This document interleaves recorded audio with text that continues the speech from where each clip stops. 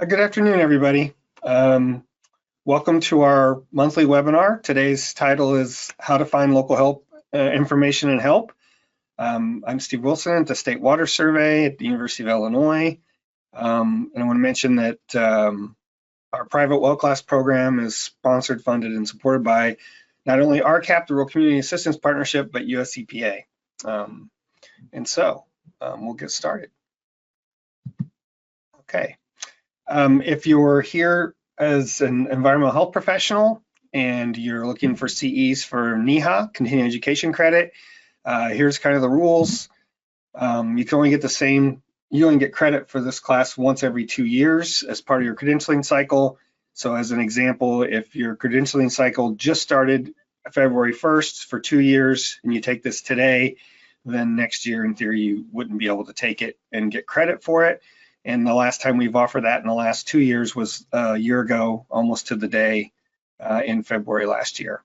We're also an Illinois LEHP provider, and there's an email address here and information for getting that credit. Also, I'm going to leave this slide up for a few months until we get settled, but we used to offer partial credit. We no longer do that. We offer this for free to everyone. And the idea is that everyone's learning more about private wells and how to support well owners. And so being here for just an hour or 45 minutes and wanting credit for it, just it's not going to happen anymore. So put some examples up here, but really the point is to learn about well issues and how you can help the well owners you serve if you're a professional. And so enough said there, I think. So this is part of a national program with RCAP, the Rural Community Assistance Partnership. They have staff in every state, and they work with well owners in person directly from their jurisdictions, if you will, where we do most of the online, this national program that's meant to give well owners kind of a leg up on how to take care of their well and some of those things. Today's particular webinar is about lesson 7, which we actually created one of our 10 lessons for our 10-lesson class. Is called Getting Help in Finding Local Answers. The idea is a lot of people don't realize as a well owner that there are resources locally, and that's your best source of information most of the time. Your local extension person or your local or county health department or health district, those folks work with well owners in your area every day. If there's some odd, for instance, some odd contaminant, you know, I think I mentioned that here in the webinar, they're going to know about it where we might not. And so finding those people, getting to know who they are, and being able to ask them questions is really your best bet as a homeowner with a well. And this is recorded like all of our webinars. We're up to almost 130, I think we've done over the course of this program in the last 10 or so years. You can go to privatewellclass.org and look under webinars and you can see a small version, or you can go to our YouTube channel, which when you get to our front page of privatewellclass.org, there's a button for YouTube at the top. And once you're on our YouTube channel, you'll see that one of the things you can click on is a list of all the webinars. And the reason for that's an advantage to you. So today at the end, once we get through our kind of canned slides, we're going to answer some of the questions you asked while we were when you registered, you could ask questions. So we're answering some of those questions. They're different this month than they would have been last month with different people on. And so we try to answer different questions. We try to be robust about that so that we're giving people who may participate every month more information than they would have gathered if they just stuck on one of these webinars. But it's worth it to you as if you're curious about learning more about wells in general or geology or whatever it might be.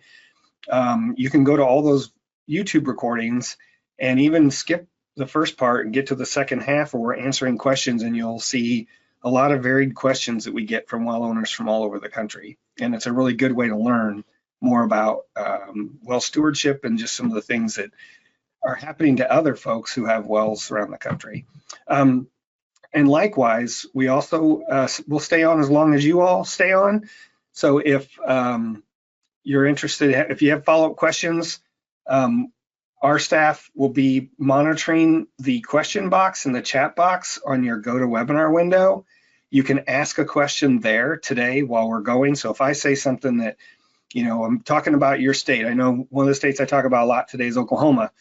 If you're from Oklahoma and there's something that really you notice that you have a question about, then you can ask us. And we make a list of those. And at the very end, we'll pull up all those questions and try to answer whatever questions you've asked today that weren't done. But the questions you asked in advance, a number of those that we haven't answered before or that are common, we'll answer here as part of the slide deck after we get through some of this. So with that, I'm Steve Wilson. I'm a groundwater hydrologist. I manage a private well class. We have with us Katie Buckley, Sally Dolan, and Aaron Huggett, who are all part of our team. We do a number of things. We provide CEUs. We have a hotline and a help center. And these are the three folks who are doing most of the work to keep our program going and successful, and working with well owners who may call us or email us about problems they may have. So they've all helped answer questions. They're instrumental in what we do, and so that's who's here today. I mentioned RCAP, and I realized I didn't change the logo. This is their old logo, but hopefully they won't be too upset about that. RCAP is a partnership of 6 nonprofit entities, and these are the states each represent. For instance, I'm in Illinois, so the Great Lakes Community Action Partnership covers all those states, Minnesota or Wisconsin, Michigan, Indiana, Illinois, Ohio, West Virginia, and Kentucky. And so they have staff in just Great Lakes Community Action Partnership, actually in each of those states. They do well assessments. They help organize workshops for well owners. If you are a professional interested in doing that, we can get you in contact with them. If you have a person with a problem well, they'll go out and actually meet with the homeowner, go through this extensive assessment. And I'll talk about that here in a second. But that's for every state, which is really great to have. I know in some states that maybe their health department doesn't have as much wherewithal or enough staff, they'll lean on RCAP in one of the regions to go out and do an assessment when they have a problem well. And it's a good partnership. If you don't know them, you should in your state. And again, you can contact them directly, find them on this website for each of the regions, or you can just email us and we can get you in contact. We work with the lead person in each region, and we can just regularly, we send them contacts from folks who are looking for help or advice, or maybe want an assessment done, or if there's also some funding available for low-income folks that they can help with. I mentioned the well assessment. This is just one of the pages of that assessment, one that's been filled out. We ask a lot of questions. This is section 10 through 12. I think there's 18, but it's really an in-depth assessment of a person's well. And so the idea here is to learn everything about the well, the home, what kind of pipes they have in their house, if they've ever sampled, all these things. Then the RCAP person or us or whoever is doing the assessment can actually sit down with the homeowner and say, here's, you have your dog tied to your wellhead. That's really a bad idea. Or, you have an old dug well and it's in the middle of a feedlot. These are all true stories.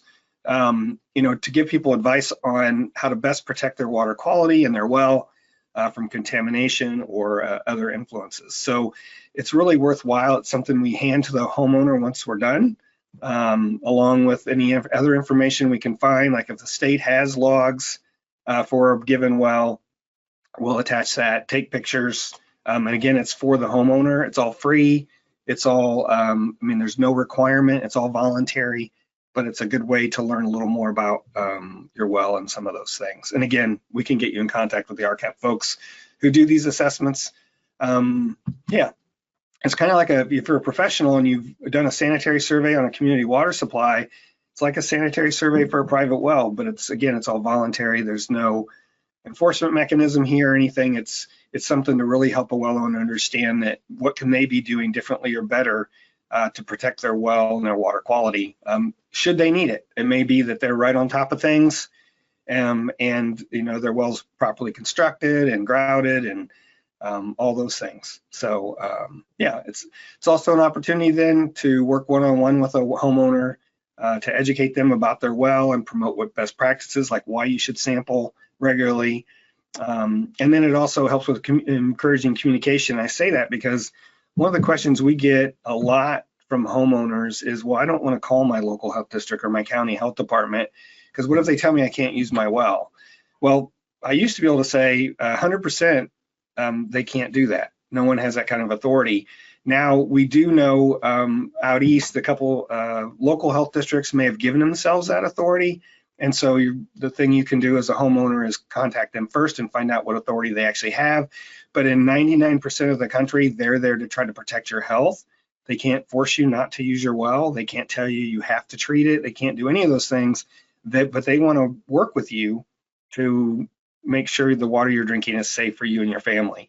So it's a really good way to learn who those folks are, what other professionals or experts might be nearby that would understand your geology or your well construction, some of those things. And you learn quickly who's helpful and who isn't if you just start asking questions and be inquisitive. So this is a good opportunity to do that. Like I said, they've done, excuse me, RCAP's done over 3,600 of these around the country, which seems like a lot, but then when you look at there are 23 million private wells in use in the United States. That's 58 million people, 18% of the population.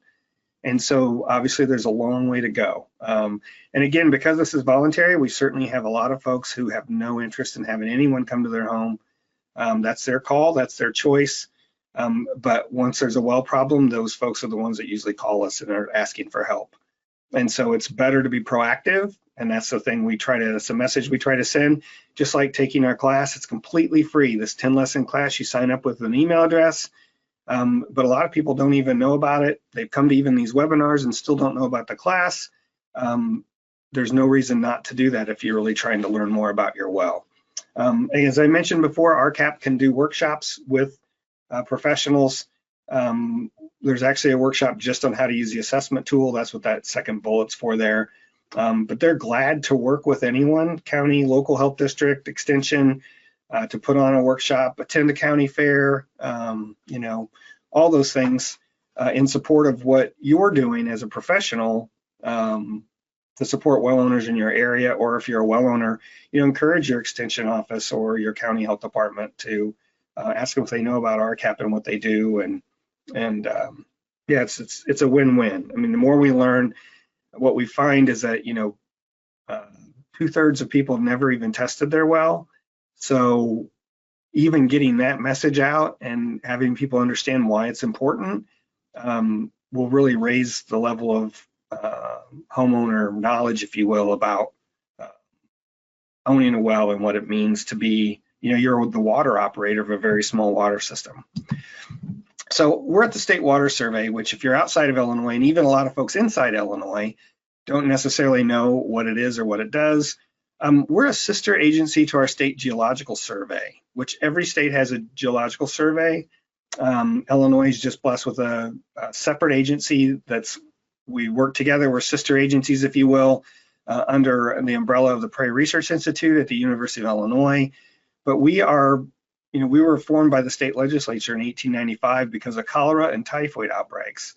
So since then, we've done a ton of work looking at wastewater, drinking water, private wells, community water supplies, all kinds of issues related to quantity and quality of source groundwater and surface water.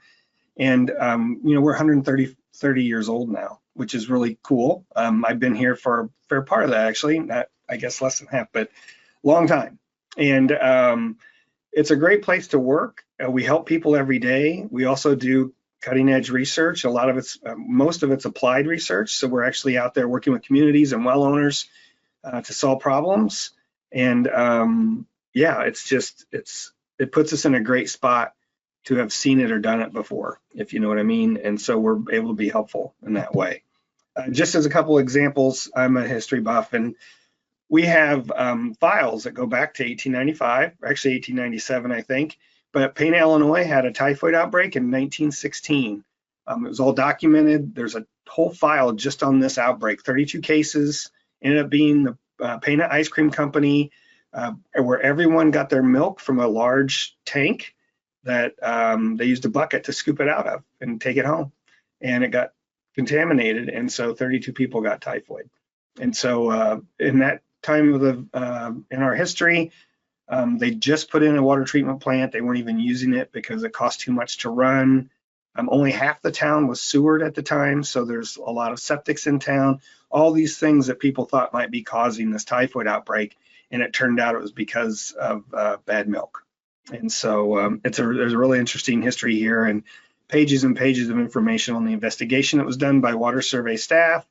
But it's a good example of the kind of things that we do and still do today to try to help solve problems for communities and private well owners. And this is just a young man helping a water survey chemist in New Athens, Illinois, I believe in 1913. So yeah, we did field sampling even back then. So as a private well owner, here's the things that you really need to understand. They're not regulated. So it's really up to the owner and the user to be sure the water's safe to drink and the system's maintained. And I say owner and user because we run into a lot of issues with folks who rent a house that's on a private well. My son did this. He rented a house out in the country outside of Champaign-Urbana where we live, and it was an old dug well. And I was all over that, telling him he needed to test and get a hold of his landlord. He was worried that the landlord would not want to test it and might not let him stay there. So I went and collected a sample myself, and I talked to the county health department, and they said, you know, we can't enforce anything, but if it is contaminated, then we can certainly try to lean on those folks to let them know it's not safe to be doing that. I think Vermont's the only state that actually has a law that protects renters, and I might be wrong about that, but I know they certainly do. But it's important to test whether you own the property or you're renting, just to understand what you're drinking. So, because the bottom line is water can be the colorless, odorless, have no taste, and look like it's tastes great. You know, my dad always swore by our well water, and it was an old dug well that was contaminated my entire time living there, 18 years. But some things like arsenic are colorless, odorless, and have no taste. And so if you're, it may look fine and taste great, but it could have something in it. And the only way to know is to test, and that's the whole point. So I grew up on an old dug well, as I just mentioned, but I also now live in town, and I pay $60 to $90 a month. I have a teenager, that's all I'll say, for our water. And that's the cost spread out among everyone in our metro area here, if you will. Not metro, but 150,000 residents or so in Champaign-Urbana. But if you're a well owner, you are in charge of making sure your water's safe, understanding, you know, how old your pump is, if your well was installed correctly, what you need to do to maintain things. You know, as I said before, you are the water operator of a very small water system, but it's the most important one for you because it's the one that you and your family use. So today's really is about being aware, why you need to know what your well log says, how deep your well is, what the pump setting is, if it's a submersible pump, does it have a well screen or not? That depends on whether it's bedrock or sand and gravel. All those things are important to understand where your water is coming from, how deep is the aquifer that you're using, how well protected is the water you're bringing into your well from surface contaminants, all those things. And also, there's information available, like I can tell you in Illinois where we have natural occurring arsenic. There's folks out there that can help you with those sorts of questions. Understanding the water quality of your water source is something that's really just a few phone calls, or possibly even can find it all on the web. And so it's about understanding those issues. Going through our class as well as participating in these webinars helps you learn to ask better questions and the right questions, and who the local sources of that information are. You know, you may run into some people who aren't as helpful. You can run into others that are very. And you know, like for us, this is a daily thing. We get calls from well owners through this program all over the country. But my job as a groundwater hydrologist at the State Water Survey is partly to work with well owners in Illinois to help them answer their questions and solve their issues.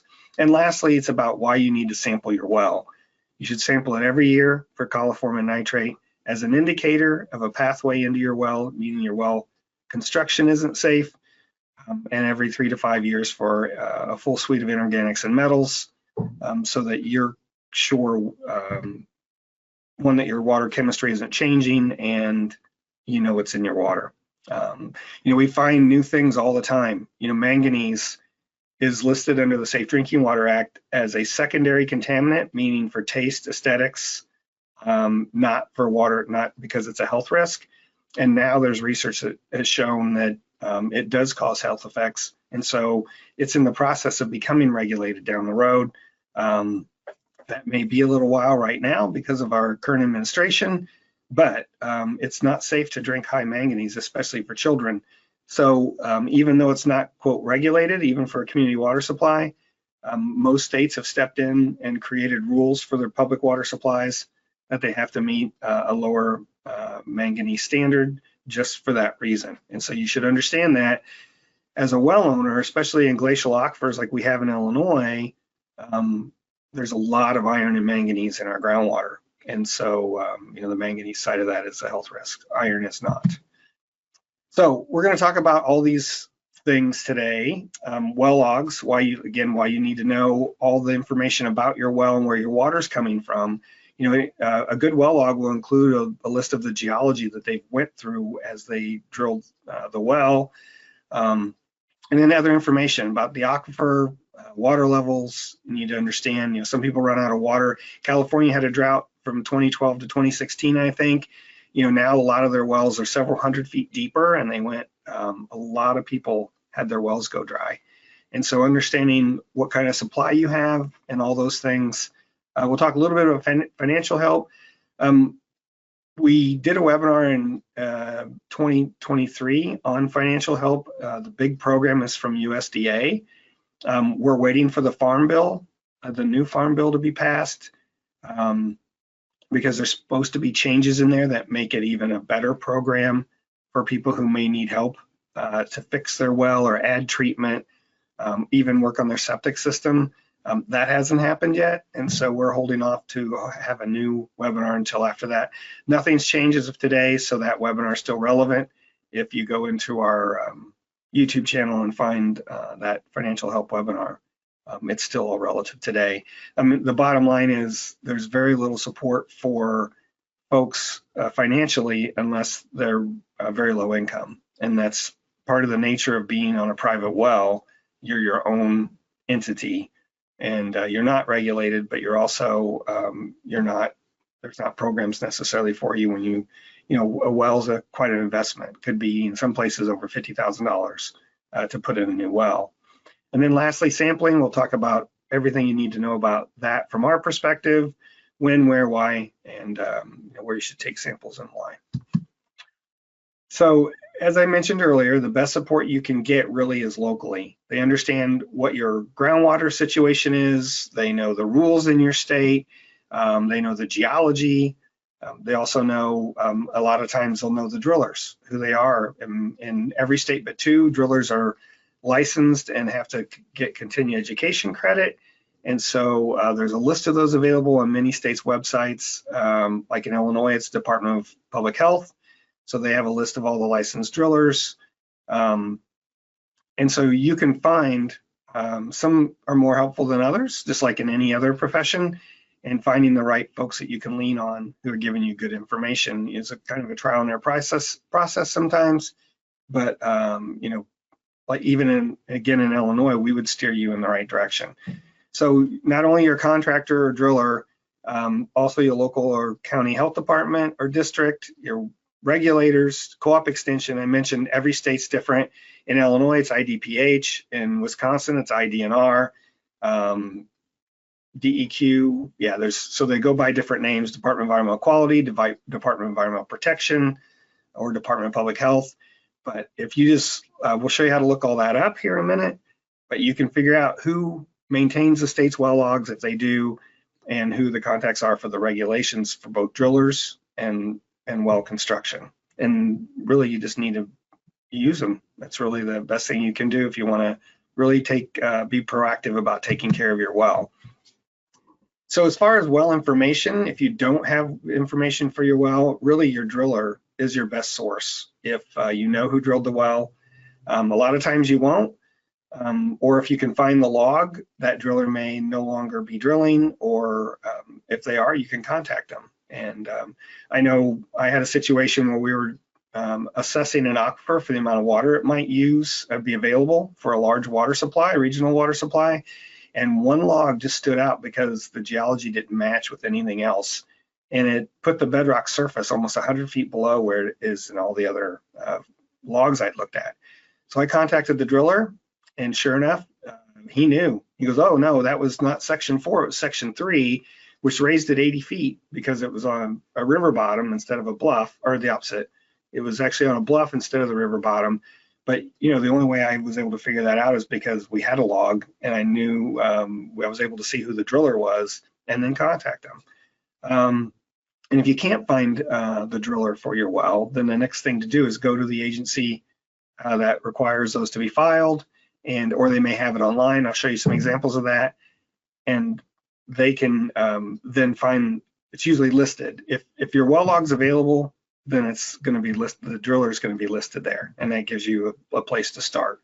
I will say that even in Illinois, I know in Illinois it was 1978, I believe, or 76, when we started requiring permits and well logs through our county health departments.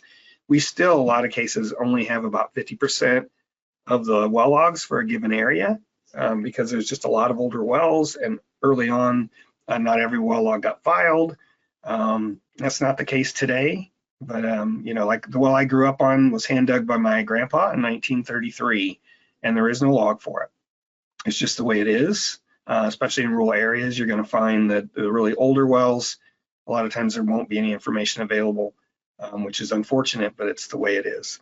And there are 2 states, Pennsylvania and Alaska, don't have a requirement for filing logs. Mississippi has, the reason I put them there, their rules require that logs have to be a certain size to be filed. So you see, for instance, in Mississippi, you'll see a lot of wells that are 4-inch casing, because I think it's at 5 inches, they have to file a log with the county or the state. And so, some of those things are just, it's because it's back to an individual state making up their own rules, that a lot of times these things aren't consistent. And so when you're looking around the country, you see a lot of variability, and you see the good and the bad on some of those things. But the bottom line for you as a homeowner or well owner is that you need to know the depth, the geology, and the well type. They really allow you to understand where your water's coming from and what the risks are. And especially for well type, there are dug and bored wells, there are drilled sand and gravel wells, and then there are drilled bedrock wells. I'm not going to talk about the differences in those today. That's for another webinar, but we do talk about that in several of our other webinars, and that information is available.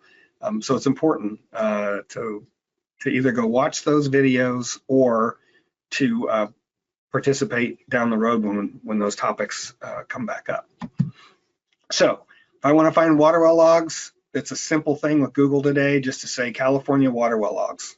It's going to show me a whole bunch of results. California used to be one of the strictest states as far as providing that data publicly. And then the Right to Water Act that was passed, I think, in 2016, they've completely opened that up, and now you can get online and you can see every well log that they have, which is really awesome. I remember when we first started this program, that wasn't the case, and I had a well owner in California contact me. He had to contact the county, and he could only get the log if he was the landowner, and then he had to fax it to me to even look at his well log to get started dealing with the questions he had, where now I can find any log that has been filed there. I can find that online myself. So when you go there, there's a lot of different, they've done a really good job. They went from one extreme really to the other. There's, there's a map service that allows you to get online and look in areas like where your home is to see what wells might be available. They're all public information. In Illinois, we have the same deal. They're all public information, so I can go into our map service that the State Geological Survey maintains, and I can see all the well logs in a given area. And it's pretty handy, that's all I can say. So this feature service, this ArcGIS feature service, I'm just showing what's available here. It shows you all the details. If you're a professional and you're interested in pulling some of this data for your own GIS, that's where this comes in. Most well owners aren't going to be worried about all the details about, the metadata, if you will, that goes with each of these coverages, but it's also a way to get to the online map viewer. Yeah, and it gives you all the details about it. If you don't know what any given column means, they're all listed here, and that's where this will be beneficial to you as you're looking at a given log. And so if I go to their map service, here's what I see. I can click on a well, and it gives me some of those details, the location. You can see there's a bar on the right side. I went down just a little ways, but there's a lot of information on this little bar. If you know it's your home, it's a good way to see a lot of this, and then you can eventually go get the log as well. And if I pick one, it gives me I saw the ID number, so I type that in the search here, and it gives me where that's located and all that information. So I'll contrast that with New York, which does have stuff online. It's great. But New York's a state that didn't require well logs to be filed until 2000. So if you think about how many wells were already in place before 2000, the year 2000, they currently have well logs for maybe 10 to 15% of all the wells that are actually in use. And so this is an older slide. It may have been updated, and I probably should have looked, so I apologize for that. But there is information available, and it's a unique area. I actually went there to work with some folks in Niagara County, which is why I highlighted this. But they're available based on address, they have an ID, and the registration for the driller. And so it's not as intuitive, but you can see here the well depths are all really shallow, and most of these are bedrock wells, and they have shallow groundwater. And I mean, that's enough to understand that wells that are this shallow and the water levels are this high, there's probably a lot of more likely that there's influences from the surface, especially because it's all bedrock. And so it's just a good thing to understand, and that's why none of these used a screen, because they're all bedrock wells, and bedrock wells aren't cased the entire depth. So, and this is just one of the logs that was on their website. Yeah, it's just not as helpful. But here the well's only 42 feet deep. It only has 10 feet of casing, which means it's a bedrock well, which means water can get in that well anywhere below 10 feet. Not protective. It's a good thing to understand and know if this was your well, exactly what that means. And that's why we're here too, or the RCAP folks. If you find this well log, you can make a copy of that, and then we can give you some information about the risks that are associated with that.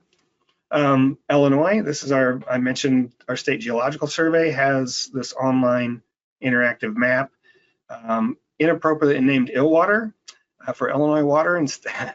But it's a really good resource, and again, we're sister agencies, if you will, and so we both share these well logs, and we both provide data to this data set. But if you go and look, I'm in Champaign County. This is showing one of the reference layers. The darker color below is our Mahomet Aquifer, which is a large sand and gravel aquifer that runs through the middle of Illinois. And so it's the deeper aquifer of the two we have in this area, but it's the one that I've chosen to show. These other wells, they're all the blue ones. Doesn't mean there's not an aquifer there, but I'm looking, you can just see the differences. So you can go in and I'm by our little airport here. I clicked on a well.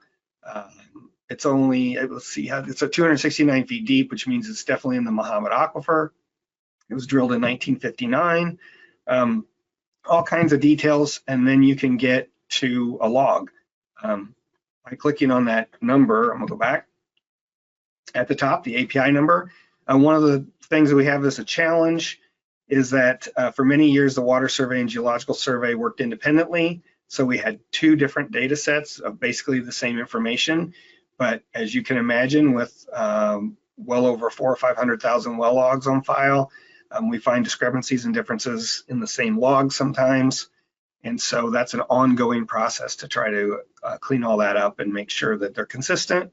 But you click on the API number and it takes you to this generated log that tells you the geology and some of the basic information.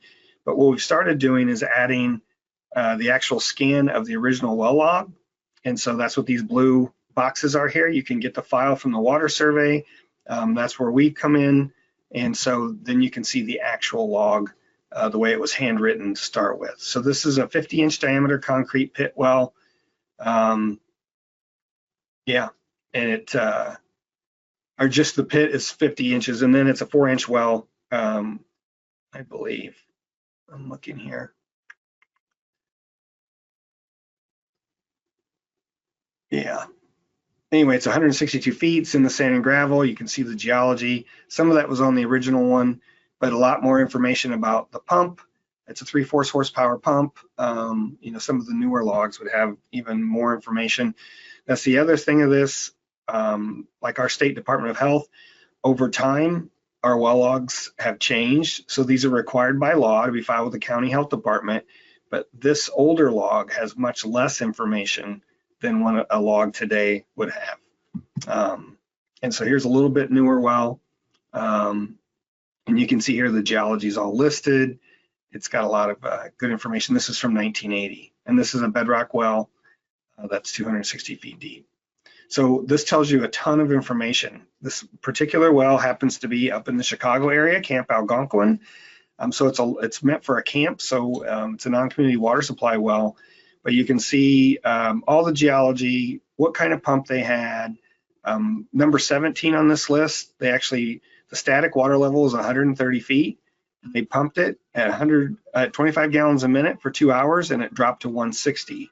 Okay, so that's really good because the well's 260 feet deep. That means there's still 100 feet of water in this particular well after pumping it for an hour or for 2 hours at 25 gallons a minute. They don't need 25 gallons a minute, which is why the driller pumped it harder than they're going to need. So he can see how much drawdown there is. And then from there, he can decide, okay, I put in, if you go back to number 5, they put in a permanent pump. That's 12 gallon per minute capacity. So putting it at 160 is pretty safe. The amount of water level drawdown is based on the pumpage and time. It's likely not going to get down to 160. And so, you know, that's just standard practice, if you will. But again, there's just a ton of information here. The well's PVC pipe for the first 179 feet, and then black steel for the last 20 feet, seeded into the bedrock, which if you look at the log, bedrock starts at around 189, 187. And so they seeded this steel casing 10 feet into the bedrock, and after that, it's an open hole. There's no casing at all to take advantage of the fractures in the rock that provide water to the well. And so, you know, that's what I would be able to tell someone if they sent me this log and asked that sort of information. So aquifer information. Oklahoma, I mentioned them earlier. They have this really great set of information about all their aquifers. A number of states do. So does the USGS. So I Googled Oklahoma aquifer maps. And so you get this information. You go to their webpage, you can look at aquifers, the major, the minor ones, all kinds of well data. They have groundwater level data. You know, by state law, they have groundwater protection and wellhead protection areas where it's more vulnerable to surface, like sandy areas along rivers where they have special requirements.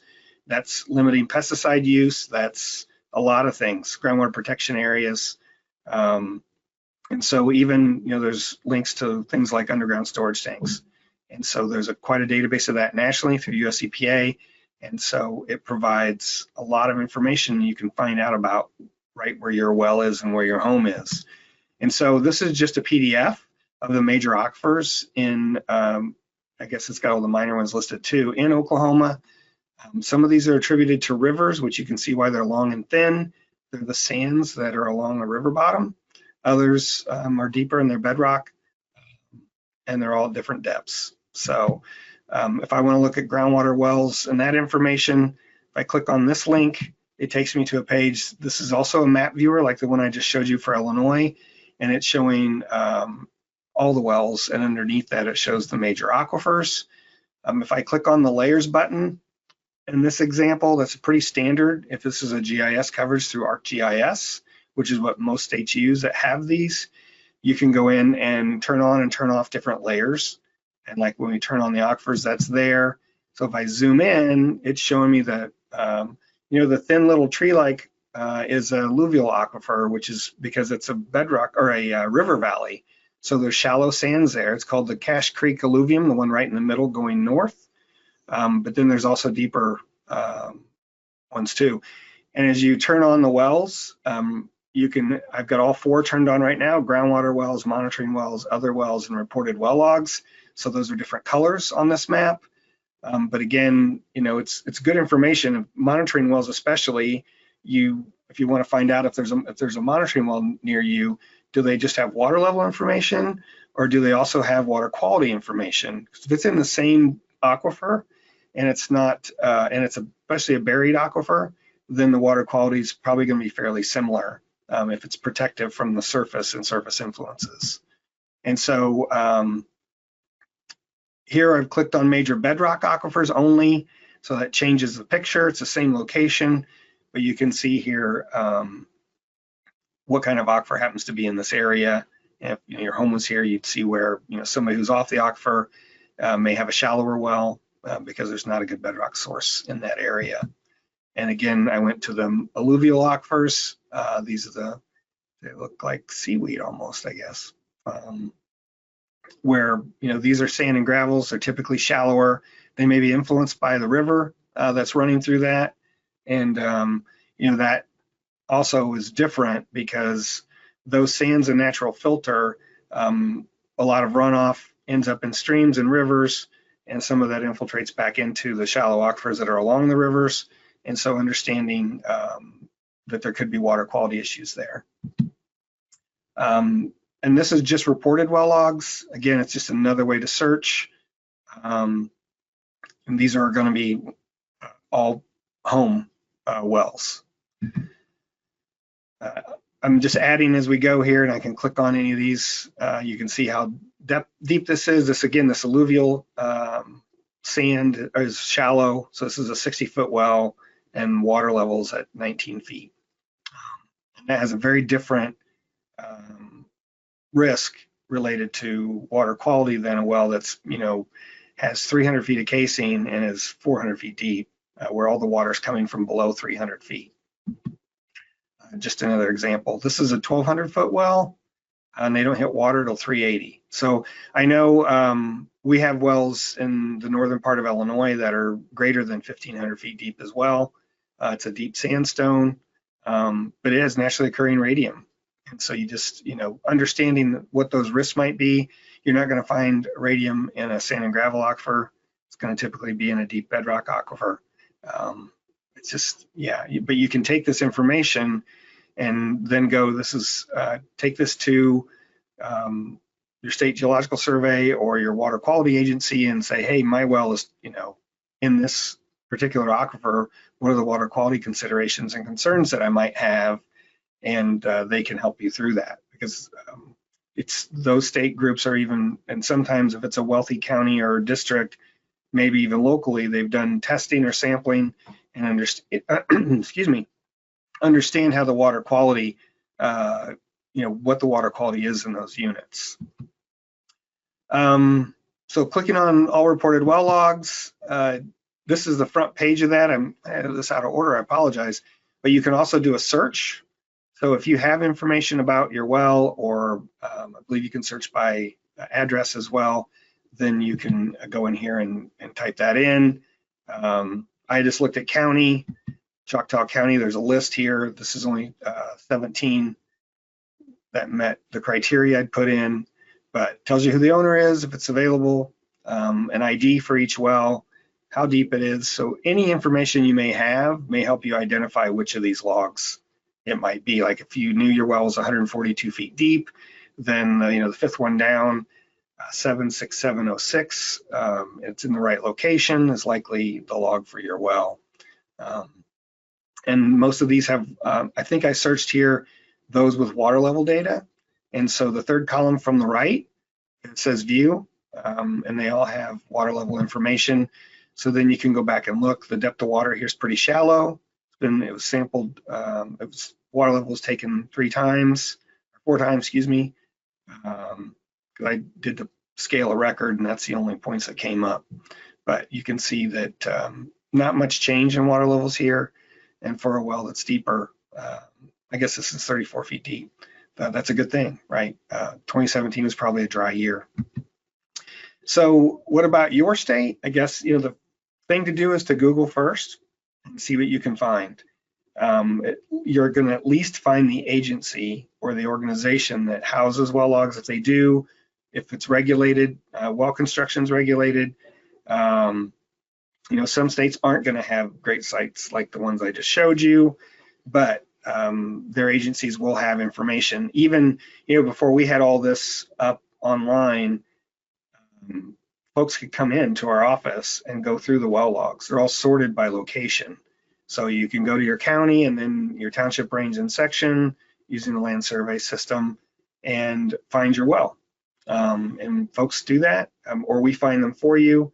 I know before we had all this electronically, when someone called, I'd have to take their information, go into our files, try to find the log, call them back maybe and say, okay, how long have you lived there? Well, I've only been here 5 years. Well, who owned it beforehand?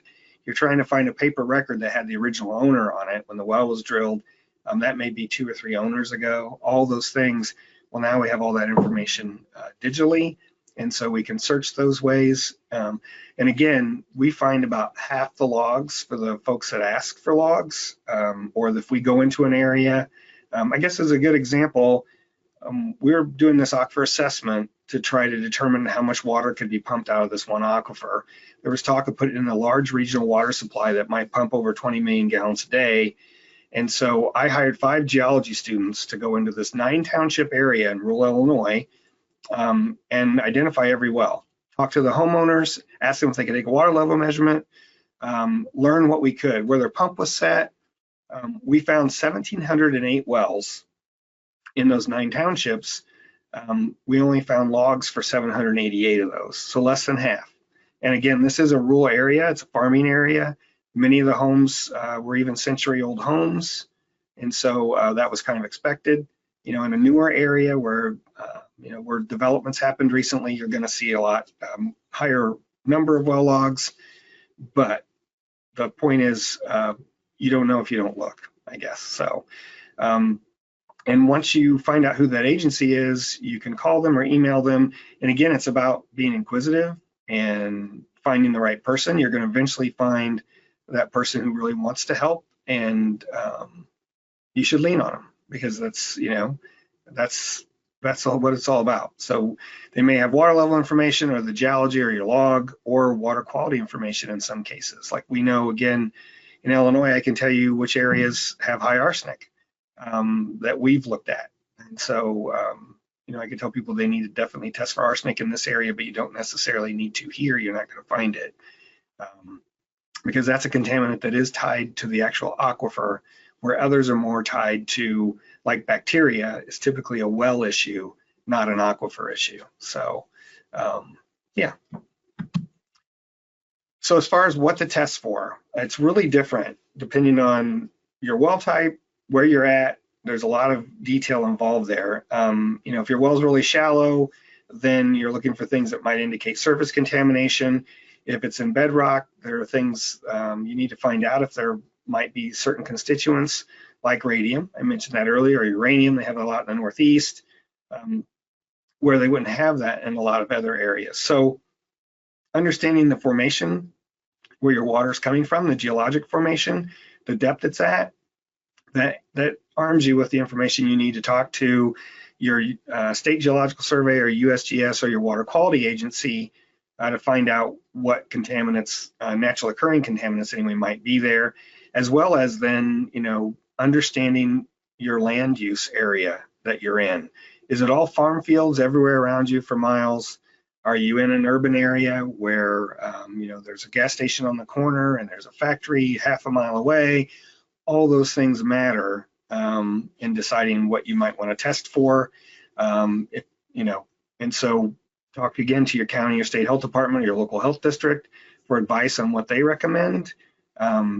If they have someone who's has some well knowledge, they'll have an idea of what concerns there have been in the area, if there's been any spills, if there are underground storage tanks, some of those things.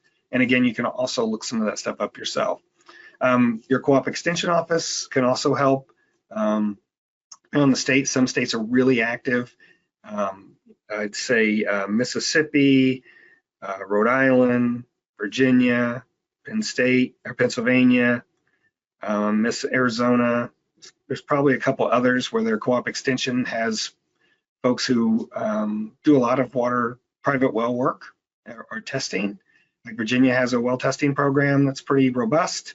And so the folks that run that program can give you a lot of good advice about your area because they've collected, thousands of samples over the state and have an idea of what might be there.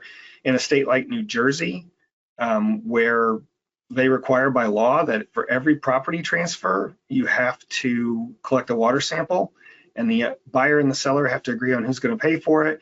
They don't provide that information publicly as a point data of where the well is. They were provided on a 2-mile grid, but even so, they get 13,000 samples a year. And so if you're in New Jersey, you can go on the state of New Jersey's website and you can find their a lot of maps that talk about which contaminants they have in which parts of the state. So it gives you an idea of, well, maybe I better test for this or not. You can call them.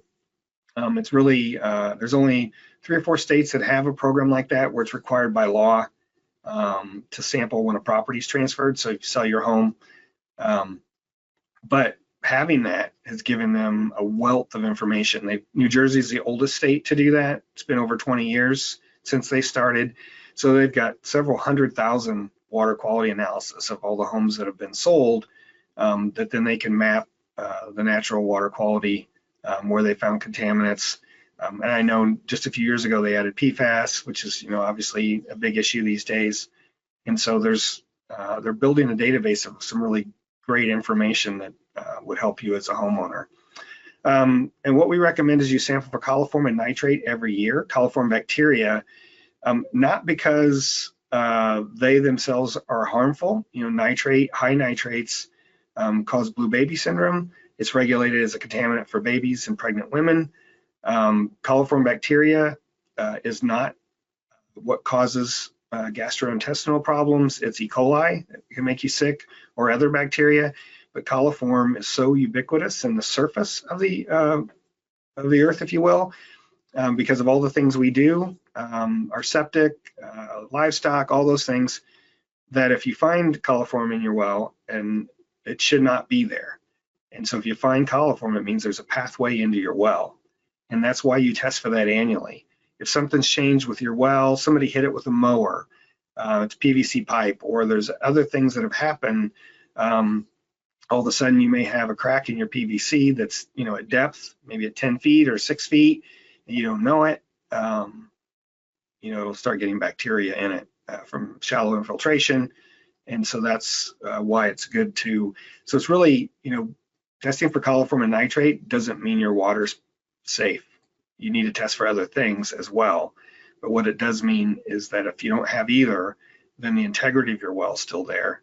And so things from the surface aren't necessarily getting in because we expect to find one of those two, either high nitrates or coliform bacteria if it's not. So that's a big distinction because a lot of times people think, well, I tested for coliform and nitrate like I was told to. That's not telling you if there's arsenic or uranium or a lot of naturally occurring things that could be a problem. So some states also have resources available. This is Massachusetts DEP. You can type in your address here, and they've done enough testing for arsenic and uranium in their bedrock that they can tell you based on your location if your well is at risk.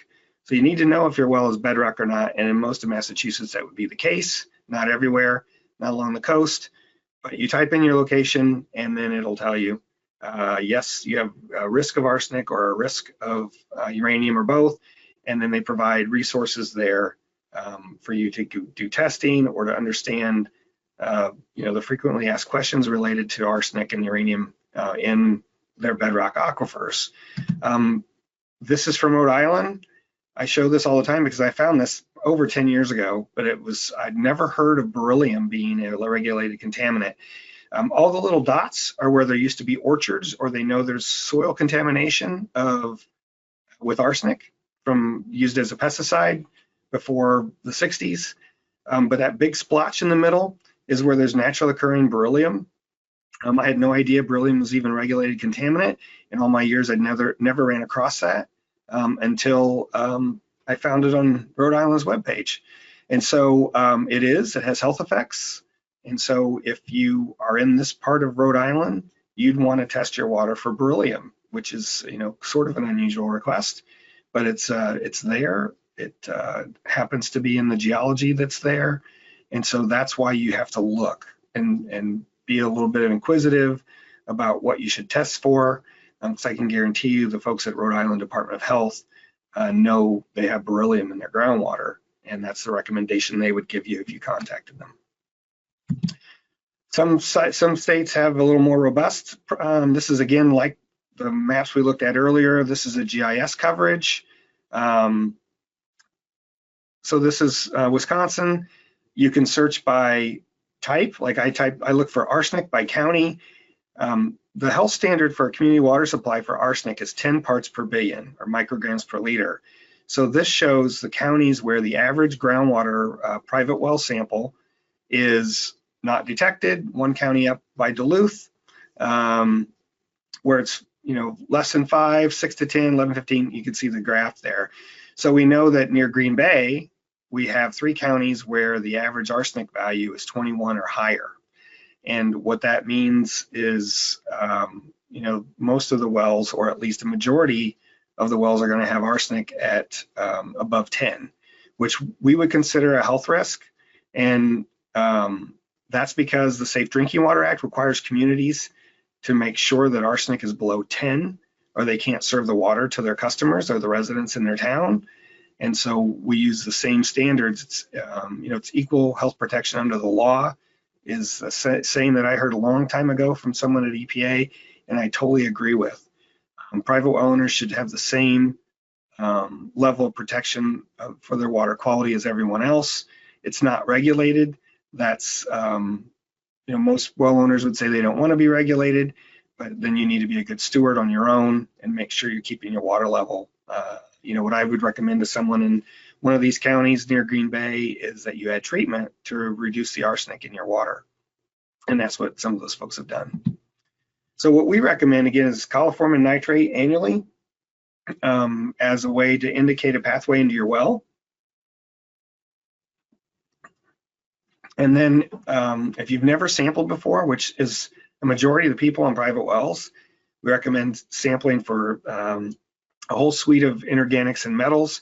They give you a lot of good information about the general water quality, whether it's corrosive or not, which matters for whether you have zinc and cadmium and lead and galvanized piping, versus even if you have lead pipes or copper pipes with lead solder.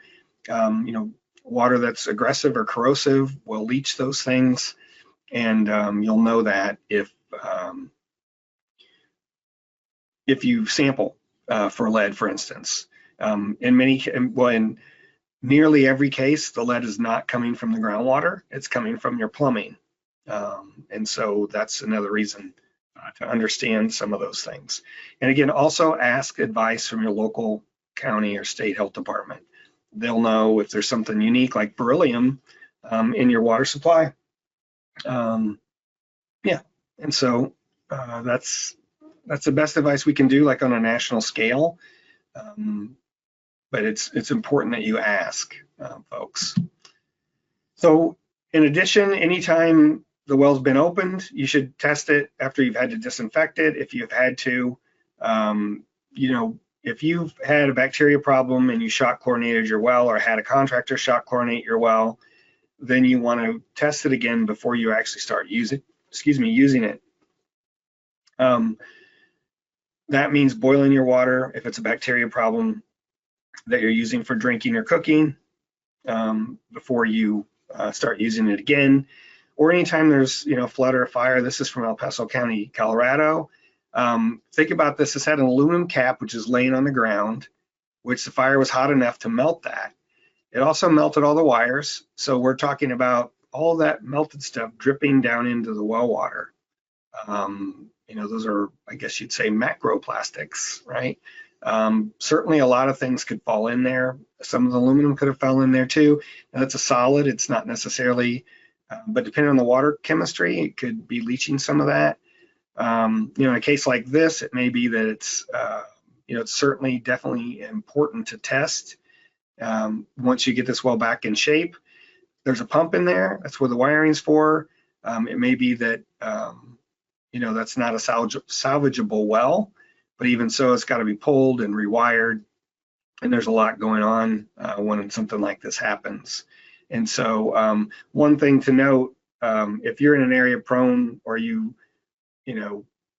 you're in an area where there's been a fire, the best thing you can do before you leave is to make sure the power's off. Because in this case, if this power was left on, those wires could melt together. They could start your pump running. It can't shut itself off. It'll burn up your pump in the first place. So there's just a lot of issues. And we have short videos that explain some of these things on our website and why some of those best practices as well. But definitely anytime you have an issue like this, it needs to be tested. As far as where to get it analyzed, so every state accredits labs for use by their community water supplies and public water supplies, which are required by law to test every 3 months. So I'll show you how to get to some of those.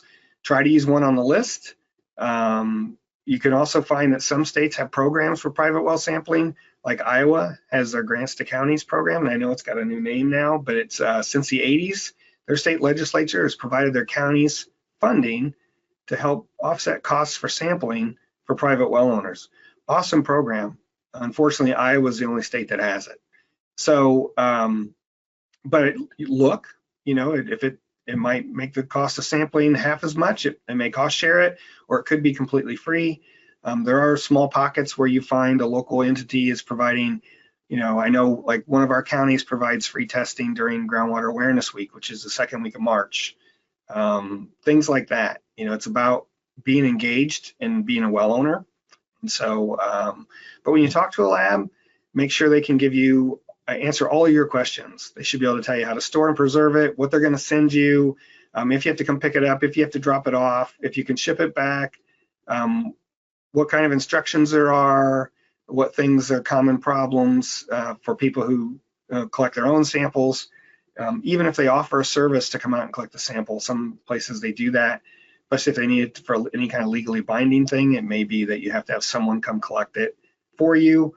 There's just a lot of different options there, but you should be able to answer questions, and they should be able to answer all of your questions. And if they can't, we suggest you find a different lab, because they should have someone on staff who can answer all those questions, provide resources for you, and provide everything you need for the sampling. So, and again, soon we're hoping to provide an option for well owners that would use a nearby lab to you. I'll talk about that in a minute, but the State Water Survey we work until 2008 offered any well owner in Illinois a completely free water sample for inorganics and metals.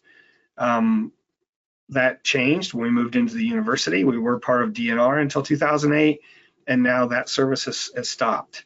And so we don't offer private well sampling anymore, and that's an unfortunate artifact of costs and state budgets and all those things.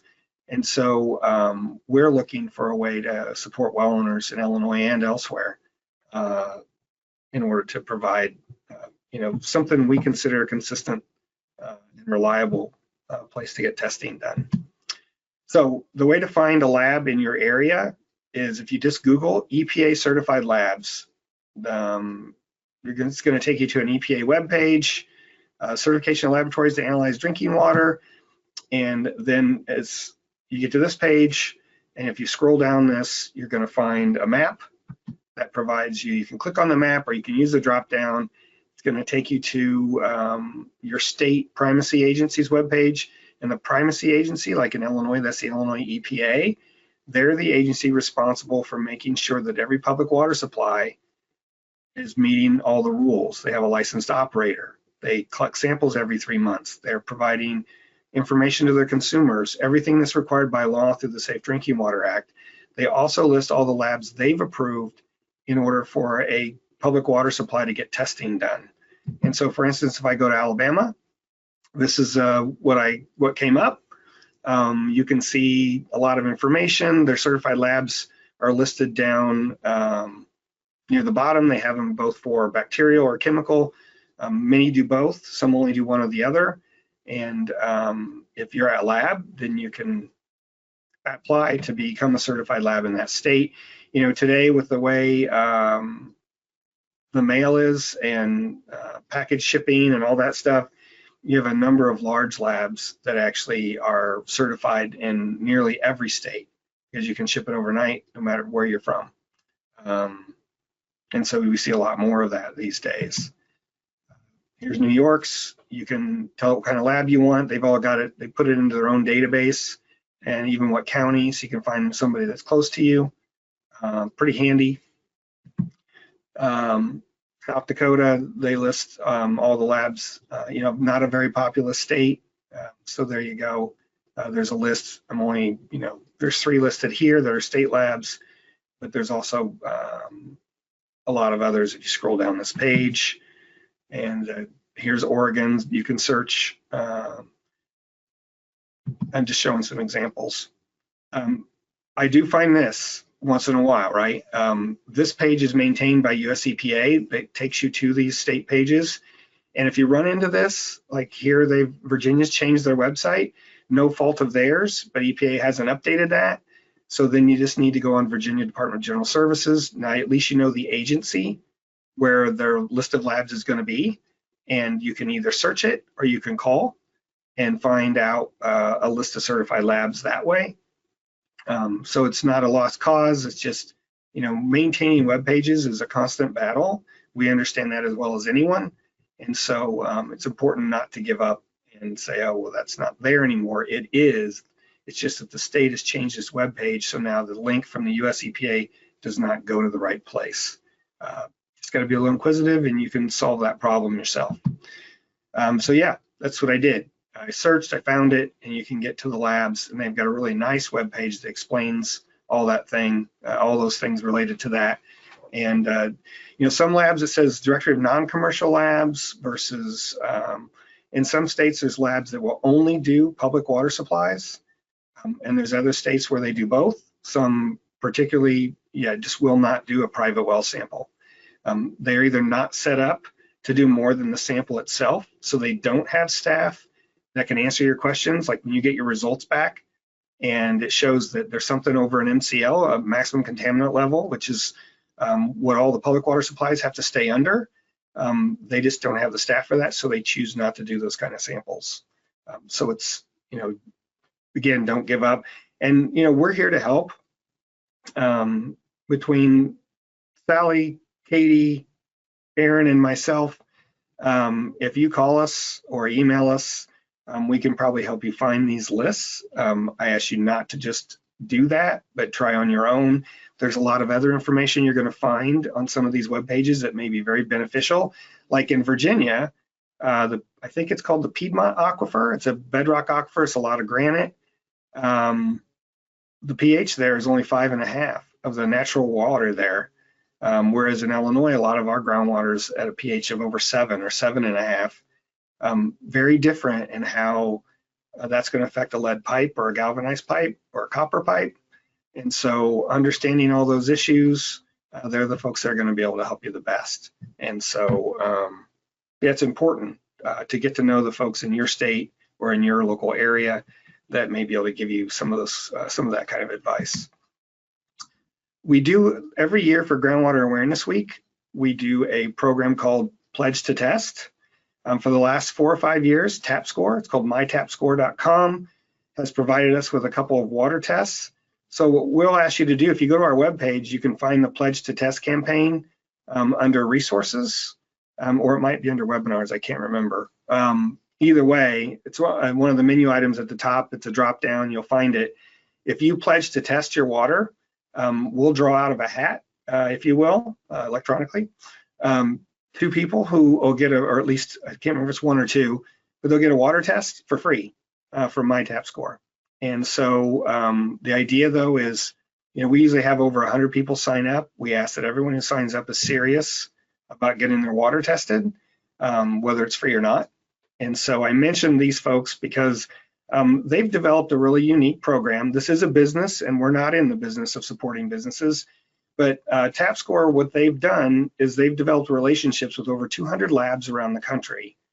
And so they're that middleman, and the person who, they're the group that answers the questions for the homeowner, the well owner. They do everything front end and back end. They send the kits. The lab just has to do the analysis. And many labs really like that part of it and don't want to have to do the customer service side. So TapScore does that for them. But what it's done is that they get a reduced price at the lab. And so what we found is that many times the same lab, like there's a lab here in Central Illinois, if I took a water sample there, it might cost me $250 or $270. If I go through MyTapScore, it goes to the same lab, the same analysis, the same everything, and it's closer to 200. Not a lot, but it's a great model. And we're partnering with them for not only Pledge to Test, but we hope to eventually offer this down the road. And again, we're at the University of Illinois. We're not in this for business. We don't make any money. We operate as a nonprofit. And so it's an opportunity. It's simple. It really is. And it's a really convenient way. Everything's shipped to you. I think it's a model that a lot of labs have started going to on their own that aren't involved in this. But it's, yeah, enough said. But it's a pretty well-ran program. And so we've become fans over the years of what they're doing and what they're offering people as a way to get more people to test. As far as interpreting your results, there are websites out there, and I'll show you one, and a lot of documents online, and you can type in your results and get a sense of that. But we recommend you always take your results to your local or county or state health department and ask for a qualified answer from a health professional. A lot of times if something's found in your well, especially if it's odd, maybe your county will say, well, that's really weird because we don't have any of that in our county, and it's, it should be naturally occurring and we should see it more often. You might need to resample. Labs make mistakes. And if you did a coliform bacteria test, then you should do an E. coli test and boil your water until you've had a chance to chlorinate your well or disinfect it, just because, that's certainly a risk, an acute risk of getting sick or those sorts of things. Because the thought is, and the reason it's considered, even community water supplies have to test for coliform, is because if it's got in your well, that means other bacteria that are harmful can as well. So I guess I'm not going to go through the details there. I usually show more examples of that, I guess, yeah, for time. We do have another webinar where I take you through a site. New Hampshire developed a thing called the Be Well Informed tool. It was funded by CDC to provide homeowners with wells an opportunity to type in their results and get a qualified answer from a health department or the Department of Environmental Protection, I think in that case. It's really worthwhile to look up. And if you have results, again, start there. What I'll tell you is that some well water is very unique. And even if it doesn't necessarily behave like every other water quality issue. If it's, we found an area in Illinois where the pH of the water is 12. And it's because it's a unique aquifer that's very influenced by the surface in an area that was industrial. And now they even found new bacteria that had never been described before. And so, you can't make this stuff up. It really happens. And so that's why you should always go to your health department for your final results, if you will. As far as funding and financing, again, we have an entire webinar on this, but there are things out there for drilling, replacing a well or water system components. Some for sampling. We go through a lot of different examples, and now the Farm Bill allows the USDA to provide money for your septic if you need it replaced, or abandoning wells. you just need to look. Sometimes a watershed district or a soil and water conservation district may have a program like for abandoning old wells, sealing those abandoned wells, because they're a health risk, they're a safety risk, all those things. So yeah, I encourage you to participate or to view that webinar. It goes into a lot of detail. We actually had folks from USDA on the webinar talking about their programs. And again, unfortunately, most of those programs require an economic threshold for a home that's really low. And so a lot of folks won't qualify. But again, that's the nature of being on a private well. You need to know that going in.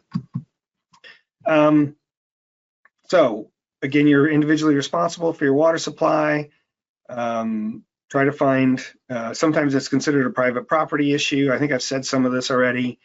So USDA has loans, they have cost share, they have grants, and like the grants, especially over 65, very low income, you might be able to get a grant. And again, when the Farm Bill, if it's ever reissued as is anticipated, it'll be for 5 years. There should be more available, and some of the rules are being relaxed a little bit so that more people can take advantage of those programs.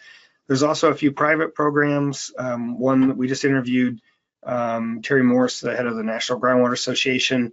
They have a program through the NGWA that's in the Groundwater Foundation that allows folks to apply for funding to get a well replacement who didn't meet the criteria for the USDA program.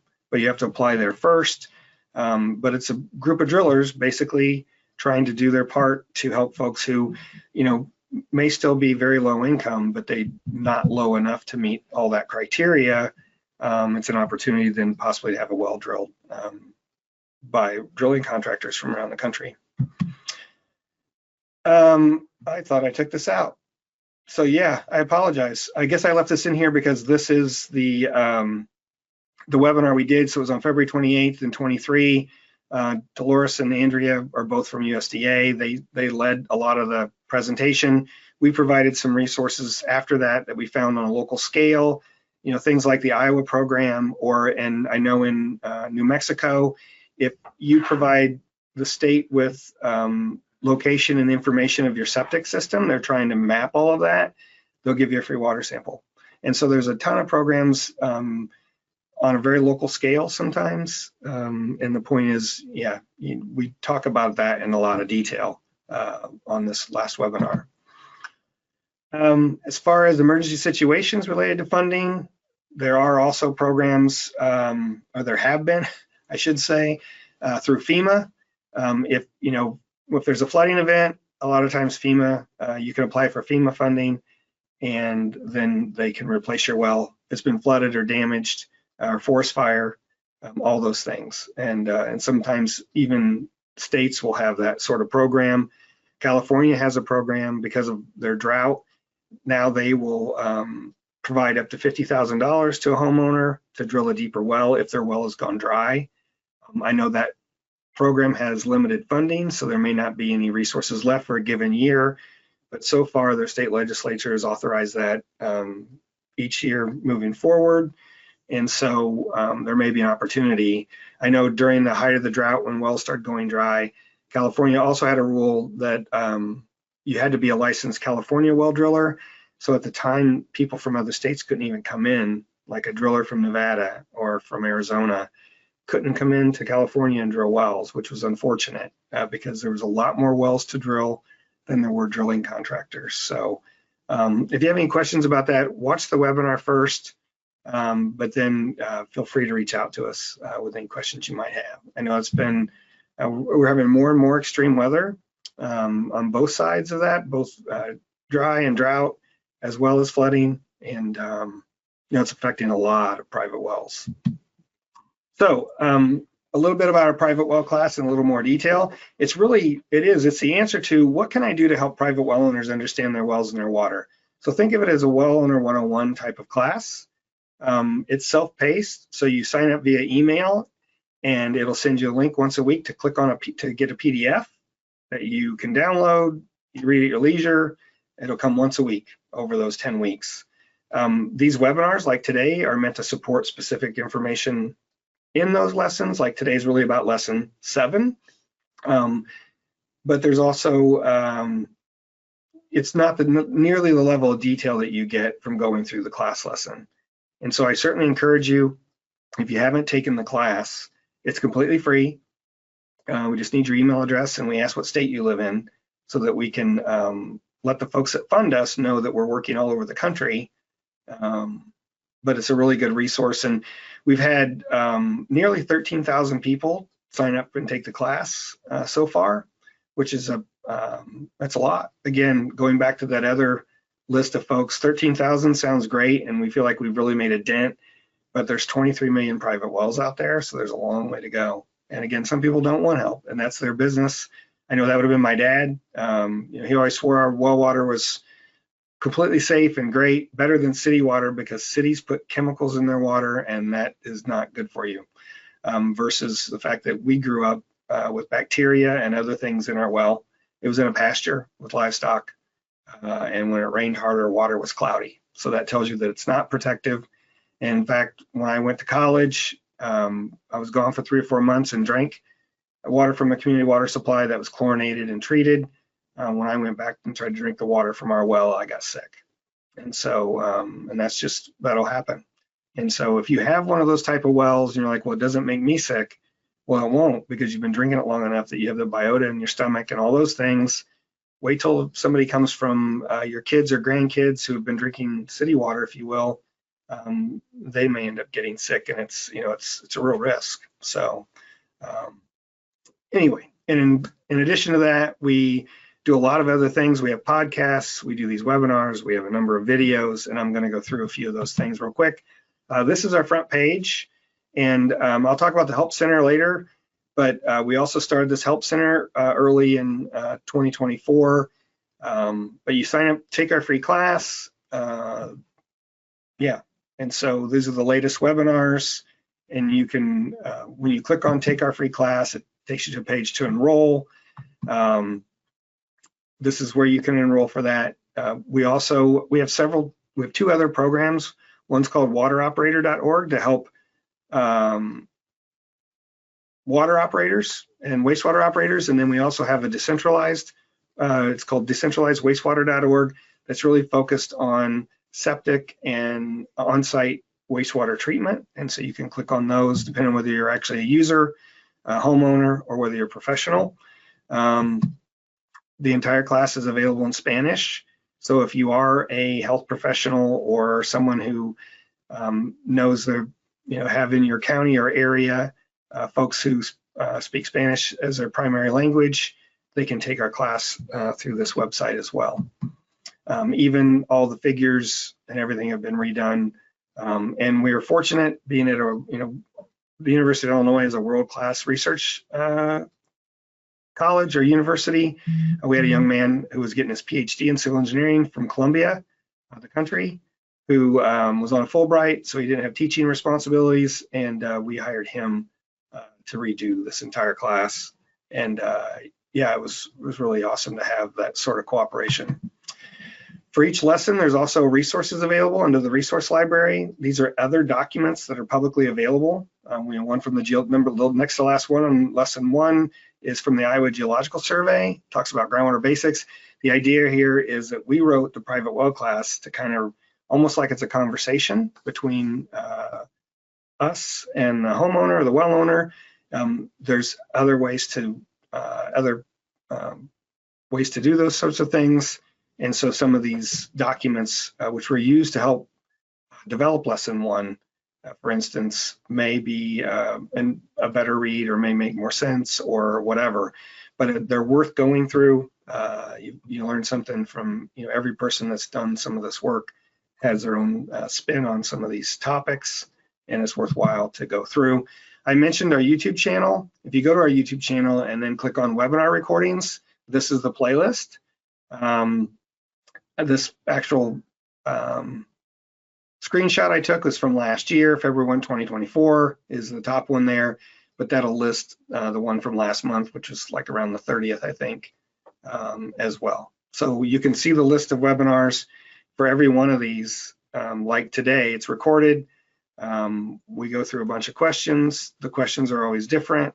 You can see some of these we do more often than others, like Well Care 101, we do 2 or 3 times a year. The same with Is My Water Safe to Drink? And that's because we have new people signing up for our class all the time.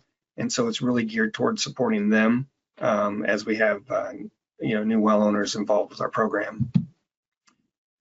Is My Water Safe to Drink? Is a very popular one. The funding and financing one I mentioned already. You can also find these on our webpage under webinars and events under past webinars. If you watch it here, it's not full screen. That's the difference. If you click on the watch YouTube button, it'll take you to the YouTube page for this particular webinar, and you can watch it full screen. That's really the only difference. And then we've also done some specific ones on topics like lead. We had Kelsey Piper, Dr. Kelsey Piper from Northeastern University, who's done a lot of research looking at lead in homes with private wells. And she was our speaker for most of this and gave her take on what well owners need to know. There's really no need to update this because this recording's available. And those things haven't changed. If you have a 100-year-old home with lead pipes or galvanized pipe, you have the same risk today as you did in 2018. Understanding your water quality and the chemistry, and if it's corrosive, really lead to what you need to do in order to change that, or to make sure you're treating the water if it does have lead, for instance, in it. And we also have a resources page. It's just privatewellclass.org/lead. And like these lead filters that are developed now that can go on your kitchen tap or even a pitcher filter, they do a very good job of removing lead. And some of that stuff's been tested by the US EPA, and they were found to remove 200 or 300 times what of the lead in some of the higher samples that they came across. So it reduces it below or gets rid of it all, depending on what level you start at, so to speak. But they're really good. There's a lot of good information here if you're concerned about lead. What to know about, so we have 21 of these short videos. They're 4 to 6 minutes long. This one's, what should you know about a shared well? It's one thing I was surprised with after we started this program is how many people actually share their well with somebody else, another home. It's really, and most of the time there's no agreement, there's no legal binding agreement, it's not in their deed. You have people who are sharing wells because for a number of reasons. Could be that it was a farmstead and then the parents passed away and the kids decided to sell it after they built 2 other homes when they were younger and had 3 families there. They're all using one well. Well, now you sell those properties and it's 3 different people who aren't related. That could lead to problems if a pump fails and all of a sudden you have to come up with $3,000 or $4,000. Everyone has to play nice and agree to share that cost. It leads to a lot of problems. And so this video just explains some of those issues and why it's important to have something in place for sharing a well. Because unless you're the home that has the well on it, that person may decide they don't want to share it anymore, and you're really just out of luck, which could be really a drastic problem depending on when it is and how you use your water. Why does my well keep losing pressure? This and a very similar one about how my pressure tank works are the most popular ones we have on our site. This has had over 400,000 views since 2016, and it really explains to us that or tells us that a lot of people have water pressure problems. And it could be as simple as making sure that your pressure switch is set to the right level. Sometimes they may be too low, 20 and 40 instead of 40 and 60 for the on-off switch when it kicks on and when it kicks off. Or maybe you add in an addition, or a few people I know have added another story to their home, and then all of a sudden it's got to lift the water another 15 feet or 10 feet. And that's a real problem because of the drop in pressure that you might have there. So a lot of good information. We started a podcast, I think in 21 maybe. We interview experts from around the country. Brian Swistock was at Penn State. He was the most knowledgeable guy, I've said this a number of times, that I've ever met about private wells. He's retired. Alan Wolf is the head of pediatrics at Boston Children's Hospital. he runs into cases where they're trying to solve some unique problem that a child has in their health, and sometimes it leads back to a private well. So they're really interesting from my perspective. We learn a lot about other fields and how some of those things relate to what we can tell well owners every day. Our hotline and help center. So on our front page, and this is what Sally and Aaron basically manage, is our help center. We started this last year. It's again funded by US EPA. You can actually get to it from the EPA's private well webpage. And it's really very robust. It's not only you can call us, but you can also search the knowledge base. It's a term that this company uses that we work with, is really just a series of articles that are questions and answers. So, you know, what is an aquifer? Right? To, you know, some detailed question. We've added those in so that if you go to our website and you get into this system, you can always search for it yourself.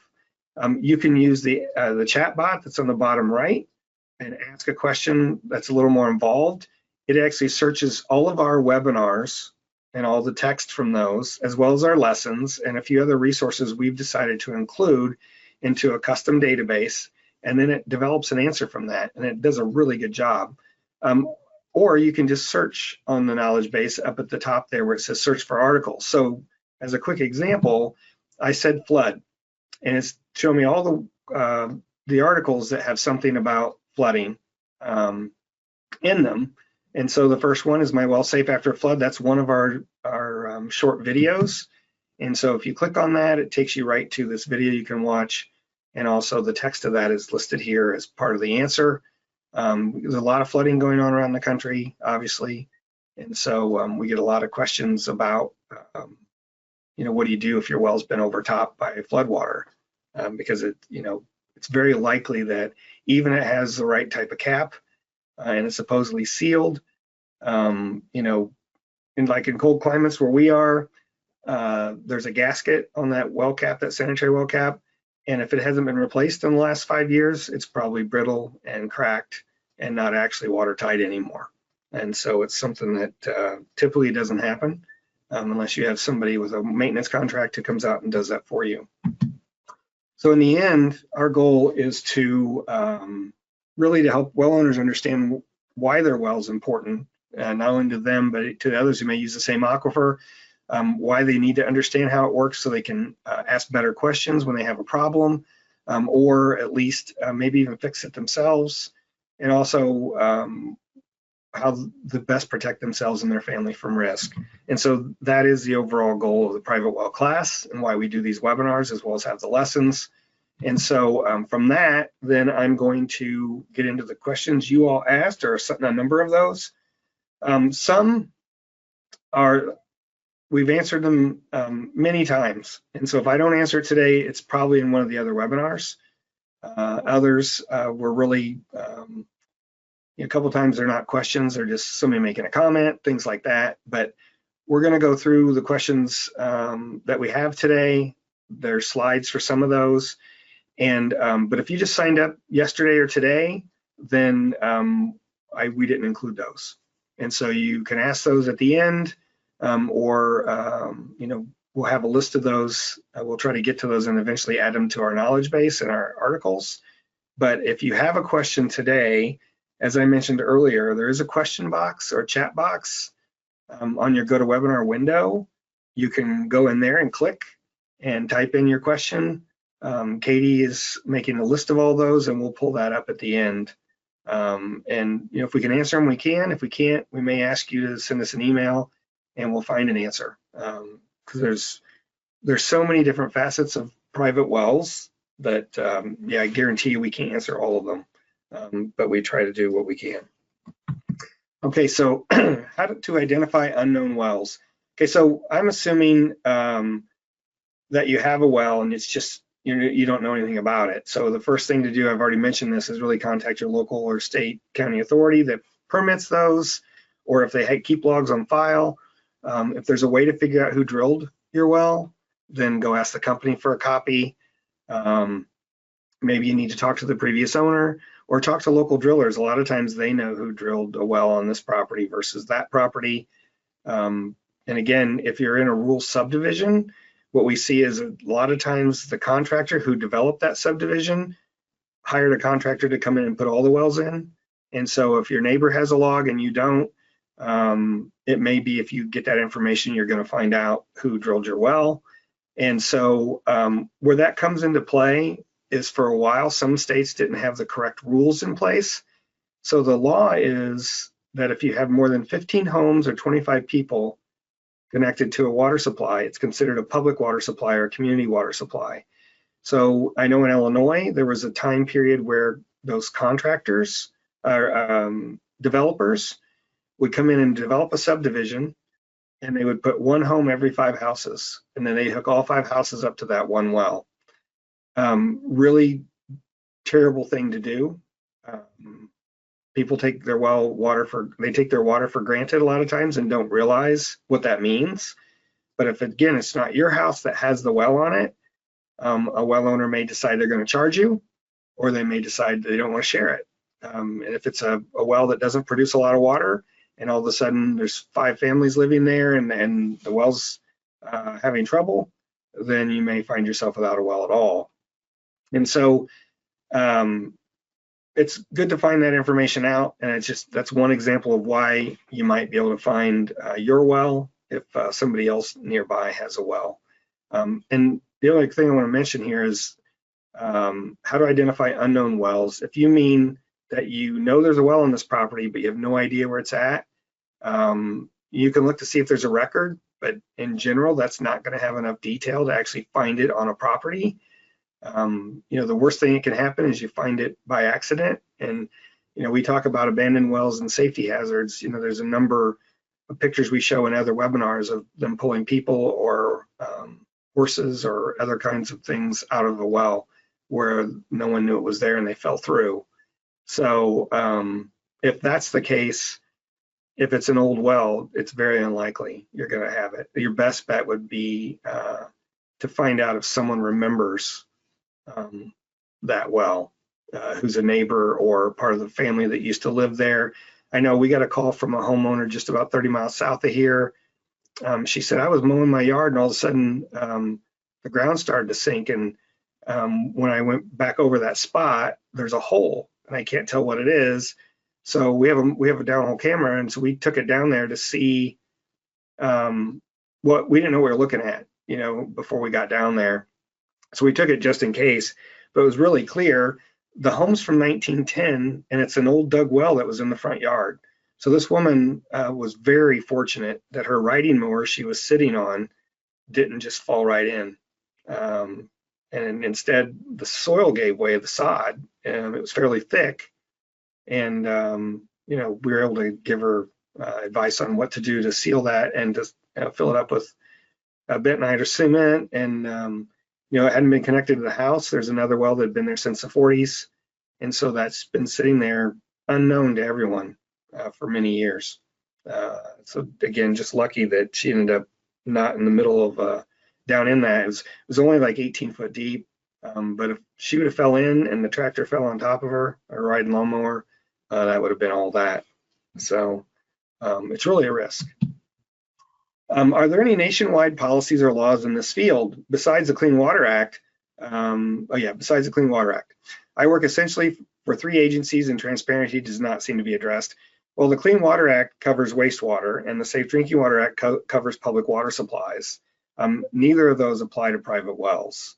A lot of states have rules on setbacks for septic systems or on-site wastewater systems, and for a lot of other things that might affect a private well when the well is drilled.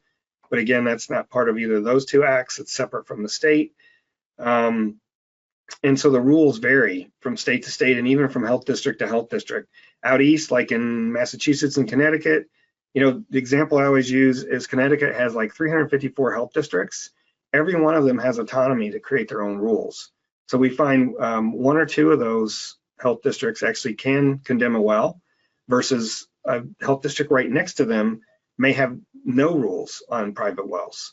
And because it's locally legislated, if you will, or regulated, it's the Wild West. You can move across the street and be in a different health district and have different rules and not even realize it. And so that's a problem. You know, not only in the state, and I know Massachusetts, there's a grassroots effort to try to pass legislation to require minimum testing for every well owner. There's a lot of contaminants in the bedrock in Massachusetts. I showed earlier the uranium and arsenic. There's other things too. It doesn't mean that everybody has it, but it does. There's certainly a fair amount of homes that have some kind of contaminant. And so it's really would be a great step forward if every district had to at least meet some minimum standards for testing. And so in our field, as a professional who works with groundwater and wells, the rule of thumb has always been the Safe Drinking Water Act. Whatever a community water supply has to do to meet the rules of the Safe Drinking Water Act for a public water supply, that's what we recommend that a well owner do. So for instance, I mentioned arsenic earlier. The standard for arsenic is 10 parts per billion. It has to be below that to be served to homes in a residential town. You know, the public water supply in that town, like in Champaign, Urbana, our water company is Illinois American Water. They have to make sure the water they send out after their treatment system that goes into the distribution lines to everybody's home is less than 10 parts per billion of arsenic. And so that is a fair standard rule that, you know, the EPA's determined that folks can drink water at those levels and it's acceptably safe. And so we recommend that that's what private well owners do as well. And, you know, the Safe Drinking Water Act applies to 82% of the nation's households, because I mentioned earlier, 23 million wells, 58 million people, that's 18% of the US population. So the other 82% are on public water supplies. So the variability in requirements from one state to the next, you know, we have New Jersey that requires testing at every property transfer versus, you know, Pennsylvania that doesn't require licensed drillers that can pass an exam. Or do they have well construction code, which means, you know, it's kind of the Wild West there on what gets drilled. And even says on their website, the well owner, the homeowner, is responsible for the quality of the well that gets drilled on their property. I mean, how many people in Pennsylvania realize that? It's really a shame that their state legislature doesn't do something. So it's the nationwide rules thing. There are none. And I know probably 15 years ago, there was an effort. New Jersey already had their guidelines, and there was an effort to require nationwide testing at property transfer, but it was kind of ill-conceived at the time. There was no accounting for the number of labs available, number of homes sold in the U.S. There's areas where that just would not have, it would have delayed home sales like drastically in some areas. And so it never made it out of committee, but it did actually go. I think it was a House committee that looked at it. Whether that makes sense today, still probably not, because a lot of homeowners, a lot of people with wells choose to be on a private well, don't want the government telling them what their water quality should be. The problem with that is there's also a lot of people who just don't know any better. They maybe are renting a house, maybe don't even realize that it's a private well. You know, there's no reporting requirements or anything that says they have to tell people where the water's coming from. You know, people just assume it's safe, it's coming out of their tap. So there's a lot of issues that can't be addressed because of the nature of state and local control of some of the rules. But as this becomes more and more of an issue, and we have things like PFAS and microplastics that are beginning to take more and more of a center stage, you know, I think there's probably going to be more coming down regulatorily for some of those things. And it's, you know, people want to protect their health. It's a lot to put on someone. There are folks who have plenty of wherewithal. You know, I run into folks in wealthy areas where they may have $10,000 worth of treatment equipment in their basement. And I ask them, well, what do you have in your water that you need all this? Well, we don't know. We never tested it. We just decided we wanted to be safe. Well, most of us can't afford to put $10,000 worth of treatment equipment in our basement to make sure our water's safe. And so, you know, from our point of view, we're here to work for all the folks that don't have that ability. Is there a resource or website to find out aggregate well bacteria sample data throughout the Midwest? I am curious if bacteria is required to be reported anywhere. We have nitrate maps, but don't seem to have bacteria maps where there may be contamination trends. Okay, so bacteria don't exist, harmful bacteria, I should say. The bacteria like from our bodies and from animals that cause, E. coli and some of those things don't just exist in groundwater at a given level that you can map. And so it's really a localized thing, as I mentioned earlier. If you have bacteria in your well, it means that your well probably isn't protective at the surface. You could go into a single township, 36 square miles, and you could have 20 that have a bacteria problem, and you can probably identify for at least 2/3 of those exactly why. A poor well cap, poorly constructed old well, whatever. All the rest may be fine. How you map that on a regional scale, you can't. It's because it's not in the aquifer. It's because of the well.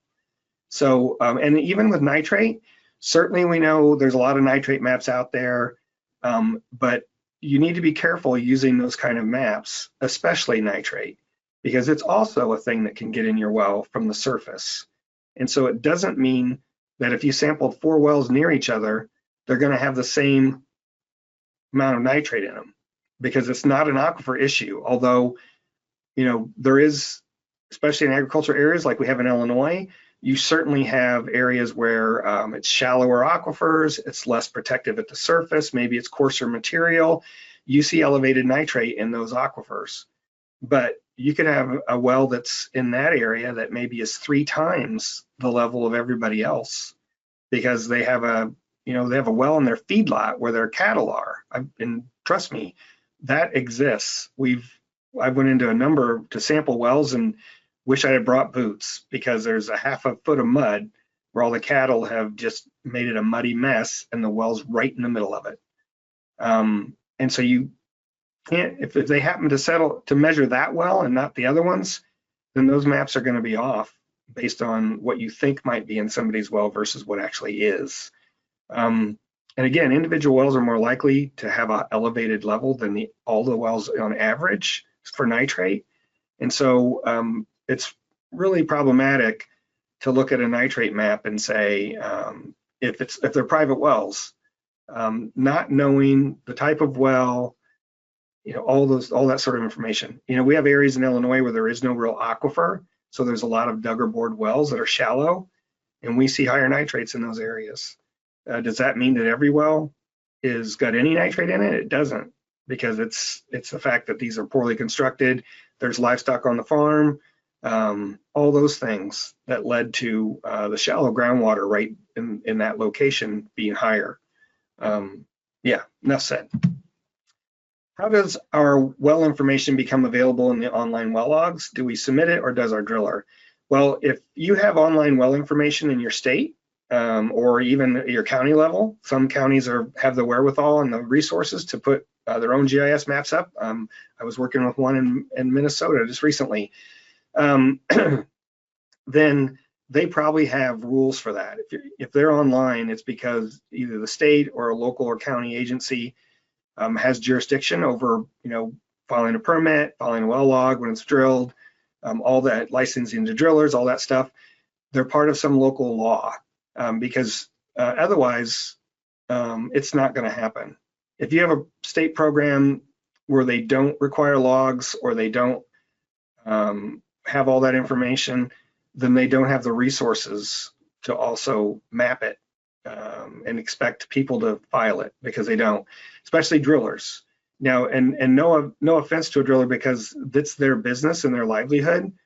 If they don't have to share well logs, they're not going to, because then if they go into an area and they drill a well and they figure out the geology and where the water is and all that information, that's proprietary business information for them, unless it's required to be filed and it's made public. So, the examples I showed, again, California, New York, Illinois, Oklahoma, they're all state programs that have rules. Drillers report because they're required to by law. They can lose their license if they don't.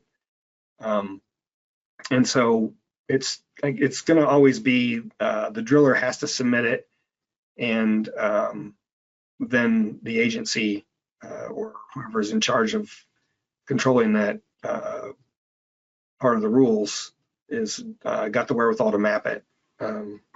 Like Wisconsin, I showed their map. That's Wisconsin DNR funds Wisconsin Stevens Point University to create that GIS map that we were looking at earlier. Does a dry well have to be filled, or can it just be capped? Does it need to have cement around the pipe that sticks out of the ground? Okay, so most states also have laws related to how to seal an abandoned or unused well. If they have well construction code, it's part of it. And it's, I'm not sure, I'm assuming this is just a smaller diameter well, like a 6-inch or 4-inch, you said a pipe that sticks up, versus a large diameter dug or bored well, which those are really a safety hazard. A lot of examples of people falling in and either getting killed or hurt, or livestock falling in.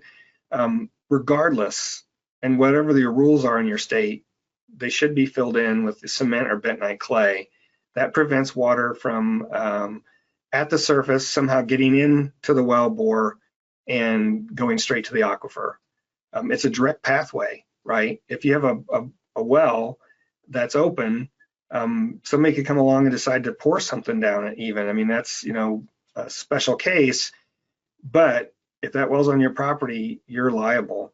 And if a well aquifer gets contaminated and affects your neighbor's well, if they can prove it happened because of you, then you're going to be in trouble and you're going to have liability. We see this with karst areas where, they're just dumping stuff down a sinkhole because it's a good place to throw things without having to get rid of it in another way.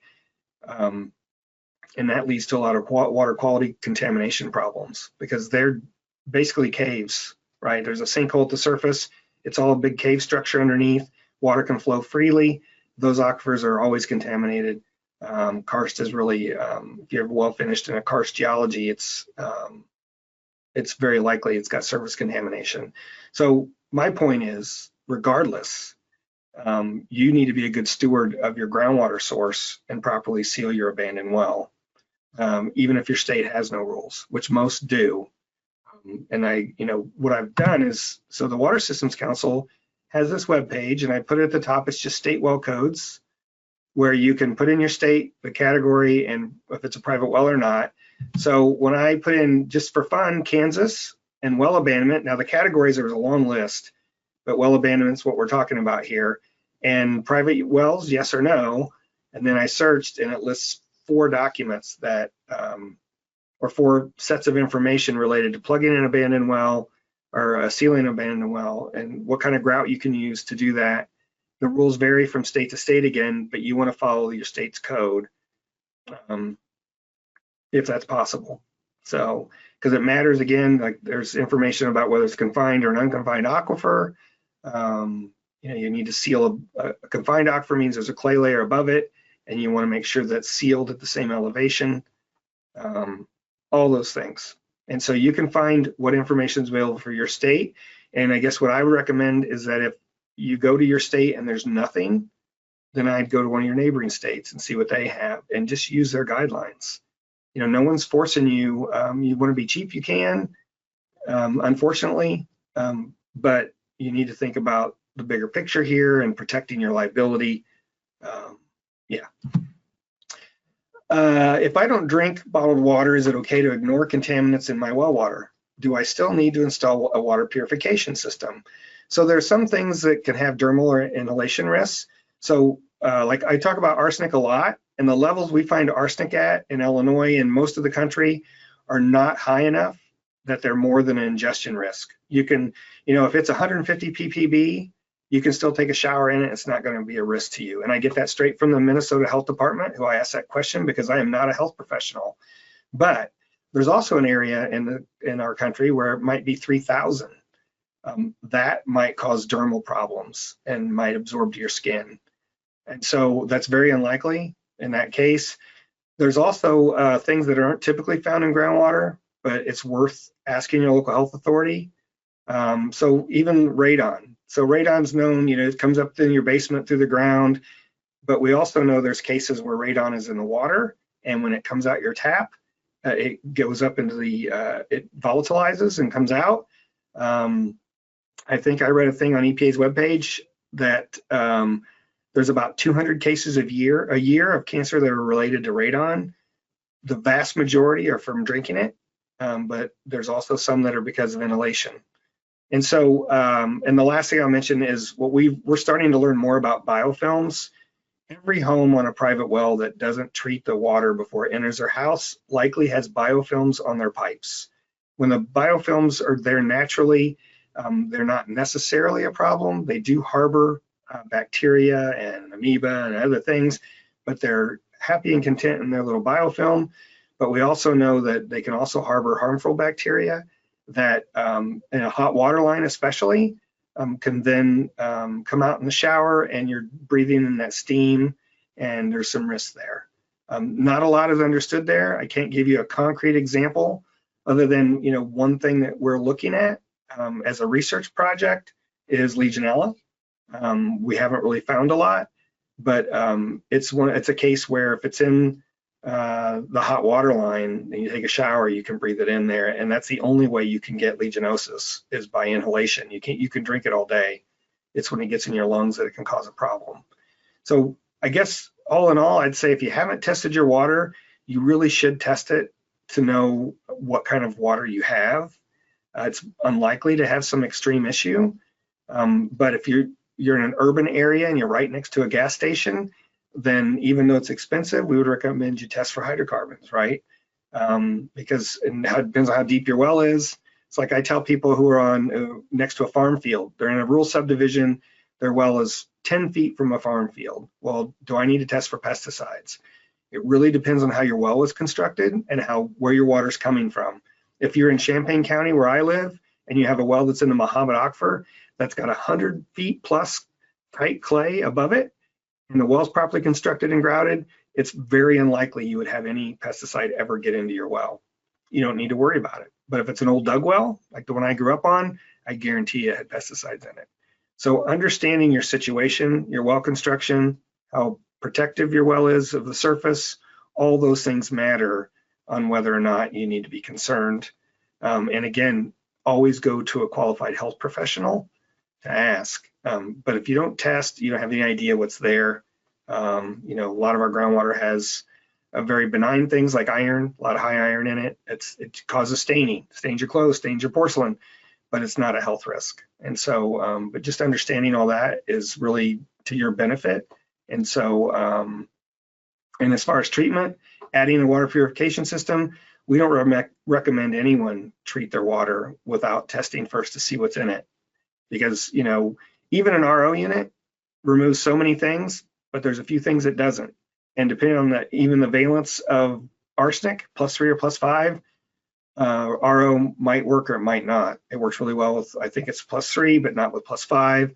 So you need to understand your water quality in order to know what you want to add for treatment. And, you know, if you've got money to burn, that's your choice, right? But again, many of us don't, and it's worth doing the testing first. Water has no smell from a well on the cold sediment. There's a heavy red sediment on the filters after 4 months, which is great, actually. A lot of people don't get more than 1 month or more out of their iron filter, just so you know. But the hot water has an odor, and I'm guessing that's rotten egg. It's likely, so what's the main cause and recourse for this water issue? Well, the smell is likely hydrogen sulfide, and it's because of sulfur bacteria, and because it's only in your hot water line, it's likely because there's sulfur bacteria in your hot water heater and you have a magnesium rod, which for some reason causes that to happen. I'm going to show you, MDH is the Minnesota Department of Health. They have a great brochure, that explains all the issues with that smell and what it means. A lot of people have that rotten egg smell. Sometimes it's in their cold water as well. I know my brother-in-law is a farmer, and they had that smell in their water. They have a bedrock well, and taking a shower in that water just made you feel slimy. There's no other way to say it. But that was a different problem. It's sulfur in the bedrock versus having sulfur bacteria. So this is their document, and you can find this online. If you just, I'm gonna go back, you Google hydrogen sulfide, Minnesota Department of Health, it'll come up right away. But on the second page, it's a trifold, 2 pages. There's a little tree there. Is the smell from a cold water faucet? No, the problem's likely in your water heater. And then it explains up there on the upper right what you need to do in order to eliminate that. You need to kill the bacteria, basically. But if it's in all your faucets, then it could be a bigger issue, and it may take a little more treatment to get rid of it. So with that, it's 3 o'clock, which is our 2 hours. I do want to pull up any questions we have, and it looks like we have 2. So, is there an economical method to remove silica from well water? Not RO, please. RO probably gets clogged up pretty fast. So this is a pretty specific question that I'm not qualified to answer. We work a lot with the Water Quality Association and a few other folks, and we can probably run this by them. But if you're not familiar with WQA, they are the organization that represents most of the companies that make treatment for homes, a small scale. They also have a third-party certification program so that a treatment device actually does what it's supposed to do. And so they have a ton of information on their website, including a list of treatment professionals that have gone through their training, including ethics training. So we try to recommend one of those folks. You can also reach out to them directly at wqa.org, and they may be able to give you some good advice there. But we don't have someone on staff that's a water treatment expert. We have some folks who work especially with groundwater and what it means to have this Langelier saturation index at that level, which, by the way, Langelier worked at the Water Survey in the 1910s, just FYI. But yeah, you need to probably contact a treatment professional for something that specific. That's not something that we have that expertise in. And if you want us to follow up with someone, we probably can. Just email me, and the info@privatewellclass.org, you see there at the bottom. And second question is, you just mentioned treatment. I found one podcast on your site. Are there other good sources to determine the best filtration options based on your raw water specs? Yes. So I'm gonna take a chance here. This is the last one. So Minnesota, their health department's amazing. I'll just say that. I'm gonna Google this. Let me make this bigger.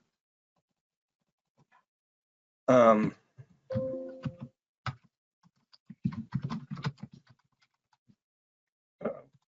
water treatment. Okay, so they have a document that's actually amazing on this issue. It's called Home Water Treatment. I just Googled MDH home water treatment. They talk about the third-party certifiers that certify equipment. You should only buy treatment equipment that's got one of these 3 symbols on it: National Sanitation Foundation, the Water Quality Association, or Underwriters Lab. As you get through this, it walks you through it, and then it's got these 2 tables that are amazing. One is, here's all the things you can have in your water on the left, and then here's the type of treatment that will work on that. So, for instance, for arsenic, there's a number here of these that treat for arsenic, right? Different kinds of treatment. Well, then below this, they have for each of those, like if I go down to reverse osmosis right here, it tells you if you get a point of use versus point of entry. If you don't know what that means, point of use is like putting an RO unit under your kitchen sink so that you're getting it from one tap. A point of entry is like your water softener. It's doing the whole house. But you can get a point of entry RO unit. It makes no sense to do that. And if somebody tries to sell you that, I would run. Unless there's something really specific that is a whole house issue, you don't need it for arsenic, for instance, and you're spending a ton of money you don't need to spend, and it wastes so much water. I think for RO, it's 1 to 4. You waste 4 gallons for every gallon you get that goes through treatment. But it explains all the issues. It's really everything you need. And so it's a really great document. going back to this, you found one podcast on our site. Well, that's my fault for not mentioning where that is. So the website's called drinkingwaterpodcast.org. And if you go to episodes, you can see, we've had 55 episodes so far. There's a number of different people on different topics. So what we've done with the Drinking Water Podcast is we look at, it's kind of at the intersection of rural health and water. So we deal with small community water supplies, small community wastewater supplies, on-site wastewater, which the last one we came out last Thursday was with Sarah Hager, who is an expert from Minnesota on decentralized or on-site wastewater systems like septic tanks, and then also private wells. So we've interviewed a lot of people. You can go through and see what those topics are. So there's 55 episodes. There's one will come out this Thursday. They're 12 episode seasons, so we're almost through season 5. So I apologize for not putting that on that slide. I should have, but yeah, that's what I have. And so no other questions. Thank you to those who stayed.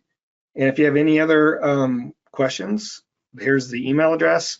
In an hour or two, you're going to get an email saying thanks for attending, or we're sorry you couldn't attend if someone wasn't there today, anyone who registered, and it'll have my email address. If you have a specific question you want to talk about, you can email me too. So with that, thank you, everyone. I'm going to end the webinar. All right, take care.